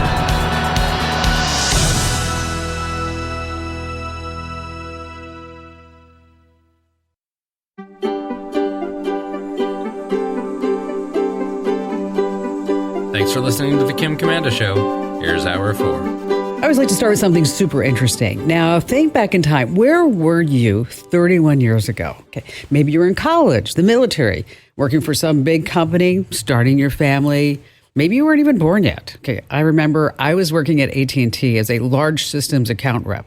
What that means is I sold phone systems to companies that needed at least 1,000 phones. Yeah, that was like, a lifetime ago. Anyway, 31 years ago, the first text message was sent this past week. So what do you think it said? Was it talk to the hand, word, Merry Christmas, or booyah? Okay, think about that for just a second while I extend a warm welcome to the Kim Komando Show, because after all, you're about ready to get more tech smarts because every single thing is now a tech thing. I'm, of course, your host, America's beloved digital goddess, Kim Komando, here with you once again. If you're a brand new listener, Welcome. We're so glad to have you with us. And if you're already a listener, well, welcome back. And you can find my award-winning show on over 420 top stations throughout the United States. You can also find us as a podcast, a webcast, commercial-free over at Komando.com. Just hit that link that says the Komando Community. If you're an Apple user, just subscribe to the Kim Komando Show on your Apple podcast player. Now, if you're listening on the radio, we totally love that. But speaking of podcasts, you can get Kim Komando today, Monday through Friday. Just search for my last name, wherever you get your podcast, with a K, of course. And our T-Mobile Unlimited listener line is now open at 1-888-825-5254 is the way to join us. Now, think about that. The first text message, it was sent 31 years ago this past week. So what do you think it said? Was it talk to the hand? Okay, because that was pretty popular back then. Word, Merry Christmas, or Booyah? Okay, well, here's the deal. A tech in the UK sent a text to his boss who was at a Christmas party. That's right. So the first text said, Merry Christmas. That's a little fun fact you can use around the holiday parties. And speaking of, what do you call a Christmas wreath made out of $100 bills? You ready? A Christmas wreath made out of $100 bills. You ready? Aretha Franklin's. Oh, yes, that was a great one. Now, here's the deal. You can get an extra 3 months free at expressvpn.com/Kim. That's expressvpn.com/Kim. Alrighty, every single day I go to at least 35, maybe even 40 different websites to make sure that we're both up to date on what's happening in the tech verse. And here are the top 5 things you need to know that's happening right now. And we begin with some bad news for EVs. That's right. Regardless of the government's desire to force us all into having an electric car, as it turns out, EVs are far less reliable than traditional internal combustion engine vehicles. Who says? Consumer Reports. They say that the lack of charging stations, how long it takes to recharge, problems with the electric motors, problems with the battery themselves, including the risk of the cars erupting in flames with no warning. Oh, yeah, that too. And the higher cost of the vehicles themselves all add up to bad news, less reliability. And it gets even worse. This report comes just one day after more than 3,000 new car dealers sent an open letter to President Biden saying, hey, you know what? This is just not going to happen. We can't have half of all vehicle sales electric in just 7 years. It's just far too aggressive. Here's the bottom line. Customers don't want them. Dealers can't sell them, at least for now. All right, moving on to number 2. It's bad enough that so many of us will Google our symptoms and turn into Dr. Google. Well, there's no debate. You can't trust social media, especially when it comes to medical advice. Now, while you're not looking, your teens are doing all this. They're diagnosing themselves with ADHD, clinical depression, autism, anxiety disorders, sexual and gender identification issues. So no matter how hard you try to protect your kids from social media dangers, yeah, it's those algorithms. They work tirelessly 24/7 to outsmart you, to counter you, and to hook our kids. So if you haven't had your conversation with the kids about medical advice on social media, do it now. Be sure that you tell them that it's worthless, and it could even be life-threatening. This coming in at number 3. Oh, I'm so excited. Do you remember the Jetsons robotic housekeeper, or Andrew, the family robot played by Robin Williams in Bicentennial Man? Well, here's what's going on. Less than 50 miles south of Portland in Salem, Oregon, a company there called RoboFam, they are manufacturing, or I shouldn't say yet, they're getting ready to manufacture 10,000 two-legged humanoid robots every single month. It's a fleet of 5'9", 140-pound robots to work in warehouses, distribution centers, moving boxes, that sort of thing. Now, this is really sweet. When the battery's low, they just walk themselves right over, they plug themselves in, and they recharge. And they say soon they're going to move to monotonous human jobs like cleaning and janitorial services. I mean, it's only a matter of time before they're ready for our homes, and I can't wait for that. I'll tell you, I can do a lot of things. I hate housekeeping. All right, moving on to number 4. It's the big Christmas dilemma. How should Google or ChatGPT answer when it's asked, is Santa Claus real? Now, many parents of young children are up in arms because Google's response is, there's no man in the sky riding a sleigh pulled by reindeers. Okay, that's not right. And then, don't forget that all the kids can see the official arm of the U.S. military, the North American Air Defense Command Santa Tracker. It's just ready to follow Santa. You can find it at norredsanta.org, by the way. So Google says, yeah, we have to replace that answer. And so they are looking at something like no man in the sky can answer historical records, Santa's real. So they're trying to change that. But also Tom Hanks' classic, The Polar Express, such a great film, where Santa himself explains that he is the example of the spirit of Christmas. And speaking of Christmas, coming in at number 5, let's do some Christmas shopping, right? If you're stumped, how about some gift ideas? Everybody loves Apple's AirPod earbuds. They're on the 3rd generation now, and the AirPods are better than ever. You can tailor the audio to sound like a big room or this intimate space. They're sweat, water resistant, about $164 at Amazon. A few weeks more at Best Buy and Walmart. Then there's DJI's Mini 2 SE drone, about $340 on Amazon. And if you're looking for an iPad, the lowest prices are about, $399 at Walmart, Best Buy, and Amazon. How about something for the kiddos? An Amazon Fire HD Pro for kids, $189 at eBay, Best Buy, and Amazon. Oh, and Garmin's Mini Dash Cam, $99 at Walmart and Amazon. So don't forget, over at Komando.com, I put together all these great gift lists. All of my favorite tech gifts, also gifts for say under $20, under $50, under $100. Just hit Komando.com and there's a big old shopping button, and that's where you want to start. Speaking of gifts, a lottery ticket is always a weird gift to give someone. Don't even think about it. I mean, because when you give it to someone, it's like, here, this has a 99.99% chance of disappointing you. I saw it and I totally thought of you. Okay. Yeah, bad idea. All right. How about we start with Dana in San Antonio, Texas? I have been helping my real estate clients here in the San Antonio area for years. And one of my favorite building blocks of a real estate business is the Google suite of tools, the Google Map Pen. And so here I am thinking I'm so smart teaching people how to create a Google Map Pen. And in the last 4 months, I'm guessing maybe it's been a little longer, I have seen my clients coming up suspended, different things like disabled, suspended, and trying to help them get through. So I feel wait. Explain what's happening with. Are they getting a notification? Are they getting an email? What's going? Yes. Okay. And they'll notice that they can't find it. I've tracked it to a couple different consistencies. But there's been very little information about it. And I've Googled everything over the last couple months. But just recently, they have put together a better guideline. So I think I might have answered my question since I asked to talk to you. But I would love any help that you can give me because Tell me what you found out.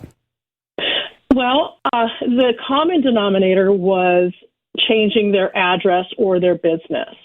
So if a real estate agent moves from one brokerage to another, they would need to change their address. Mm-hmm. They would need to change their business name. And so it seems to be tied to making some kind of change. It's also tied to any kind of verification that Google needs to do. Google's using their AI. I'm suspicious that that's, if Google's creating AI, they're probably doing it. I'm sure they are. Platforms. Yeah, of course they are. And so they're re-verifying. So what you're doing is you're starting the process all over, is my guess. So I'm just making all this up because I'm just trying to take little pieces and thread some things together and see if I'm right. So any information you have, I would appreciate. Well, you're a good super sleuth. I can tell there, Dana. You are. The address mismatch. Basically, what Google's doing is they are clamping down many areas of the business side of things because they're trying to prevent rampant fraud, and spam, because they're finding that people are trying to get away from Google because they're saying that so-and-so has taken over my business map address, or I'm getting too much spam, I can't deal with this. And so we're starting to see some changes because if you're not having a positive, good experience at Google and you go to Google Maps and you think that you're heading over to, a Coldwell Banker, and then you end up at, Cold Stone Creamery, or something like that, that's just not good. So the address mismatch. So if the documentation doesn't match the address listed on the profile, Google's now taking it three times to make sure that the business is legit, right? And to make sure that if you update the address on your Google Business account, it matches the any type of documentation before you actually get verified. Now, if you start over, that's going to raise red flags for Google's system because it's like, oh, well, what's going on here? Okay. Yeah. And the same thing, if you delete account, it's like, oh, there's something else going on here because this person at this IP address is creating and deleting accounts all over. This must be pretty bad, right? Right. Right. But I imagine that for a realtor who they do move around, I think like they're moving around more often lately. Is that what you're seeing? It's the holidays. The music stops and everybody starts running for another chair. That's funny. Now, are you a realtor or are you just helping them out? I work for a title company, and I have been in real estate since I got into it in the 90s.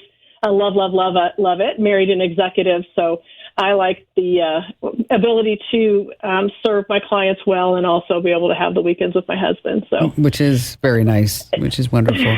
but so it sounds like we just learned some stuff from you about how to make sure that this is done correctly, and to make sure that there is that consistency within the verification. If you do need help, I mean, they do have Google My Business support, which I've had to use myself, and it actually is pretty good. I mean, I don't use any of these so-called Google consultants by any means. I always like to go straight to the source and to figure out how to fix things, and the Google My Business support is really there. They are pushing down a lot of updates. I mentioned briefly just spam. In February, we're going to see a big rollout with Google and Yahoo Mail that's going to be hopefully preventing spam from hitting our mailboxes much less than what it is doing currently. Dana, again, thank you so much for your call. All right, let's see. Jessica in Springfield, Illinois, you're up next.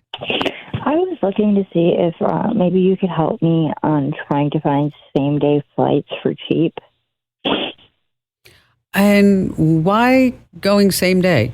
Why not plan ahead? Well, my car just got done. I was in an accident on November 11th, and my car is just done, and I was out of state when it happened. So I'm trying to make plans on, they just called me and confirmed that it will be done on Friday. So I didn't want to get to audit like 3 states away and it not be done. Oh, I see. Okay. Some airlines, they do offer last minute deals. And what you want to do is download their app, and you may be able to find some last minute deals on unsold seats, as well as, believe it or not, sometimes if you actually call the airline, you may be able to actually, get somebody on the phone that can find these seats for you. Typically, these last minute deals are really sometimes more expensive. Because they figure like you need to get there now, and you're going to pay a pretty penny in order to do that. Versus if you book, say, 3 months in advance or 8 months in advance or whatever it may be. You can also use the flight comparison sites like Skyscanner and Kayak and Google Flights, and they can show you the cheapest options available for same day travel. I really like using Google Flights for that. But again, the airlines, their apps, they have sometimes exclusive same-day discounts. So I would definitely take a look there. In addition to that, feel free, call that number and tell them, hey, listen, I just need to get here. I need the cheapest seat possible. And you may find a rep who can say, you know what, why don't we do this? And but again, take a look at the airline apps and Google Flights. And if your destination is flexible, you might want to be able to look at some maybe other airports in that immediate area. And Jessica, thank you for your call. Yeah, those last minute ticket prices, you'd think that they would be cheap, but yeah, that's where they say, oh no, we're going to raise the price because you must really want to get where you're going. All right, just a quick tip about voice commands for emergencies. This is something that you want to share with the kids because, let's say it happens and they can't reach out and dial a number. And also tell your older adult family members this too, is that both Siri and Google Assistant, you can activate them with just wake words followed by a request to call 911. You can also find the latest hospital. You can also share your location too. You just say, share my location with whoever that is, and then your whereabouts will be sent instantly. So be sure that you talk to all your family members about if you can't get to the phone, don't forget, you can always use voice commands. All right, let's see. Mark in Los Angeles, glad to have you with us. Well, do you mind if I compliment you for a minute? No, not at all. I love that. Well, in Los Angeles here, for years and years, there was a radio program called The Motorman, Leon Kaplan. And I would love to listen to his show because he had so much information about so many different cars, but it didn't all pertain to me because I didn't have like a Lamborghini or a Porsche or anything. You're right. So when I found your show some time back, so much can pertain to me. You've got so much information that any one day something could pertain to me. And the other day, I think you had something about Mac viruses, and I've been using Macs for a long time, but I never heard of these new Mac viruses. So, that applies to me. So that's just a little compliment for you. Well, thank you. Thank you, Mark. I appreciate that. So how can I lend a hand? So this isn't so much a tech question, but I've been managing an apartment building for a while, but I can use some new part-time and remote work. Mm-hmm.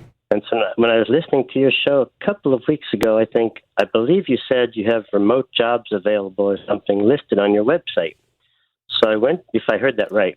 Mm-hmm. So I went to your website and I couldn't find anything. So I didn't know if I was looking at the wrong place or where it was on your page. Well, let's talk about it. So as an apartment manager, what do you think when you say remote, what is it that you think that you're really good at?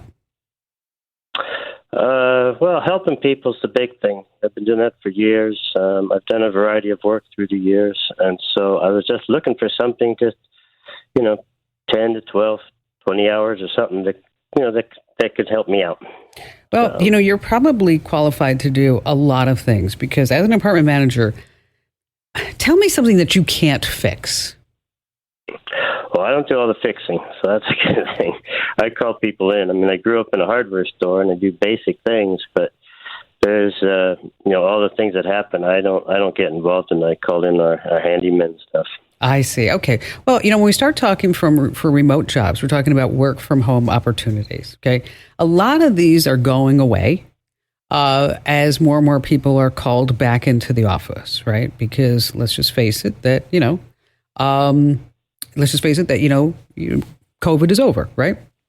And so when you start looking for work, so what you're going to do is you're going to go online and you're going to search for work for home opportunities or remote opportunities, and in whatever job position that you're looking for. So if you want to be a customer service agent, because you'd probably be pretty good at that, because I'm sure you're used to dealing with all kinds of personalities, right? Right. Uh-huh. Okay. So you'd be pretty darn good at that. There's also like Allstate Insurance. They have remote office positions where maybe you would review the paperwork to make sure that all the checks and balances are whatever claim that the person is trying to apply for. Verizon has work from home opportunities for research managers. Instacart is looking for remote customer service agents. And so what you do is you go to the specific websites like LinkedIn or ZipRecruiter, whoever it may be, and you type in remote job and whatever it is that you're looking for. And we do have lists of these posted on the website, which I'm going to send you a link to, so you don't have to keep searching for that. But there's other opportunities that you might want to think about too. And here I'm speaking about things that you could just pick up in your immediate area. There's a website called TaskRabbit, and there's another one called Field Agent. And you put these apps on your phone, Mark. Mm-hmm. And so, like, for example, I was just wondering, like, how it worked. So I put I put Field Agent on my phone. And I was at Costco, and it popped up, and it said, "You're at the Costco. Would you take a picture of the laundry detergent on the shelf in aisle 11?" Okay. So I was like, okay, I can do that. So I went over, I took a picture of the laundry shelf on aisle 11, and I made $10. Okay. Okay. So I'm like, good. Yeah, I'm like, okay, well, this is not very difficult for me to do. Yeah. There are secret shoppers opportunities on that. It could be that maybe somebody needs somebody to fix a tire or go pick up a bike or pick up dry cleaning or whatever it may be. And right. that's so you have those type of opportunities. If you wanted to be a tutor remotely, if you had that skill set, you could do that. There are other companies that only specialize, like I mentioned, you can go on the work for hire sites and remote job opportunities, but then there are other companies that only hire remote workers who then have a contract with, say, British Airways or American Airlines or whatever it may be. But a lot of this really comes down to you, Mark. What is it that you want to do? What is it that you think you're qualified to do? And then matching you to that personality. Now, if at any time somebody wants you to pay $50 to apply, they want you to, they're going to send you money to buy a new laptop so you could have the job. And then they send you $3,000 when the laptop is only $500. And they say, oh, we made a mistake. Send us the $2,500 back. That's just a whole scam. Okay. So let me do this. Let me put together some links for you that can kind of walk you through some of these opportunities. And for everybody else, this is always a big question this time of year, especially as we start looking at buying holiday gifts and things like that. And we don't want to get these huge credit card bills in January. Is I'm going to go ahead and put them in our newsletter. So if you're not already getting my daily free newsletter called The Current, you can sign up right now over at getkim.com. Once again, that's getkim.com. And that's where you can sign up, get The Current. I'll put all these opportunities in there. Mark, thank you for your kind words. And thanks for being such a great guy. And it was really nice speaking with you today. Now, there is a job that anytime I mention remote jobs, people always will write me and say, yeah, Kim, but, I heard you mention virtual juries and I want to be part of that. Okay, yes, there are companies out there on the web that will pay you to participate in a jury. Like, for example, there's eJury. And what these sites do, they provide the opportunity for attorneys to get feedback on their cases before they actually go to court. So you are like a virtual juror. So you're going to review the case and then answer questions that will help the attorneys prepare for the trial. So as I mentioned, eJury is one of them. Another site is called Online Verdict. By the way, each case takes anywhere between 20 minutes and, say, an hour to review. And, of course, you're paid for your time and opinions. Jury Test is the third one. There's Sign Up Direct and also Virtual Jury. So how much money can you make? I know that's always going to be the big question. Well, it's a big range. It's anywhere from, say, $15 to $60 a case, maybe even more if you spend more time on it. So how many cases can you get? It could be a lot or it could be infrequent. I mean, it depends upon how many attorneys are actually using these sites. Oh, by the way, you do have to be a U.S. citizen and you have to be at least 18 years old and have no felony convictions. And sometimes there's some other additional criteria. So I know you're sitting there going, I was just on my walk and I was running, I'm listening to you and I'm driving. So where can I get the names of all these? Well, make sure that you sign up for my free newsletter because this coming week, it's going to be one of our top stories. You're going to have all the links right there free for the taking. So if you haven't already signed up for our newsletters, make sure that you do that now over at getkim.com. Once again, that's getkim.com. All right. You get a call that sounds like it's from Amazon. So there's a robotic voice that says, hello, this is an automated message from Amazon. Your card has been charged $2,253 for the purchase of an Apple MacBook Pro. If you did not place this order, press 1 or call us back. Okay, here's the deal. If you fall for it, scammers are trying to hijack your credit card, Amazon, or bank account to steal as much money as they can from you. Amazon says that they have shut down about 15,000 of these phone numbers, but the calls keep coming in. And because why? So many of us use Amazon, odds are they're going to hit an actual customer. It's not just Amazon. Norton, LifeLock, McAfee are talking about pricing renewals. So like they say, if you haven't got authorized this charge, you have 48 hours to cancel, press 1 or call customer care. It goes on and on. They're pretending to be your bank too. So just let unknown calls go to voicemail. Do not pick up if you don't recognize the number. If you want to verify anything, make sure that you go through the official channels. All right, Becky in New Haven, Connecticut, you're up next. So I have a very non-tech savvy mom who lives far from me, and trying to explain to her step by step how to do basic functions on her cell phone is pretty close to impossible. And it's, I just have to have a lot of patience. Oh my gosh. You know what? I've been there. Doesn't it just want to, and you want to be nice. And, and because, this is your mom and she's taking care of you forever and you love her more than anything. Right. But when you have to say, go to the settings button for the 9th time and You're like, I'm going to scream right now. Yeah, it's, the problem is that she doesn't know basic tech terminology. So if I say to go to a field or the line, she doesn't know what I'm talking about, or go to the home screen, she doesn't understand. Yeah, and it's, and it's not just you. I mean, it's not just her. This is very common, and we want to be able to help, and they want our help, and they don't want to frustrate us. But it's really difficult from afar to take somebody with hardly any skill set to be able to, set a background on a FaceTime call or something like that. Right. So I just want to take over her phone. So that's my question. Is there a safe and free remote access app that I could use where I could actually go into her phone and see exactly what she's seeing on her phone? We both have Android phones. Yeah, there are a couple out there, and you're going to love these. One is called AirDroid. Right. AirDroid, like air and then droid. Oh. You can remotely access, manage your mom's phone from your phone, from a computer. You can transfer files, manage messages, emails, basic versions free. We actually use TeamViewer, another program called TeamViewer. We use that quite a bit. Again, you can control another device from your phone or computer. And TeamViewer is actually free for personal use. So it is personal use. You need to install TeamViewer on both your phone and your mom's phone. So you might have to have somebody over there actually set it up for her wherever she lives. Yes, I do. And then this way you'll just be able to hop right on there.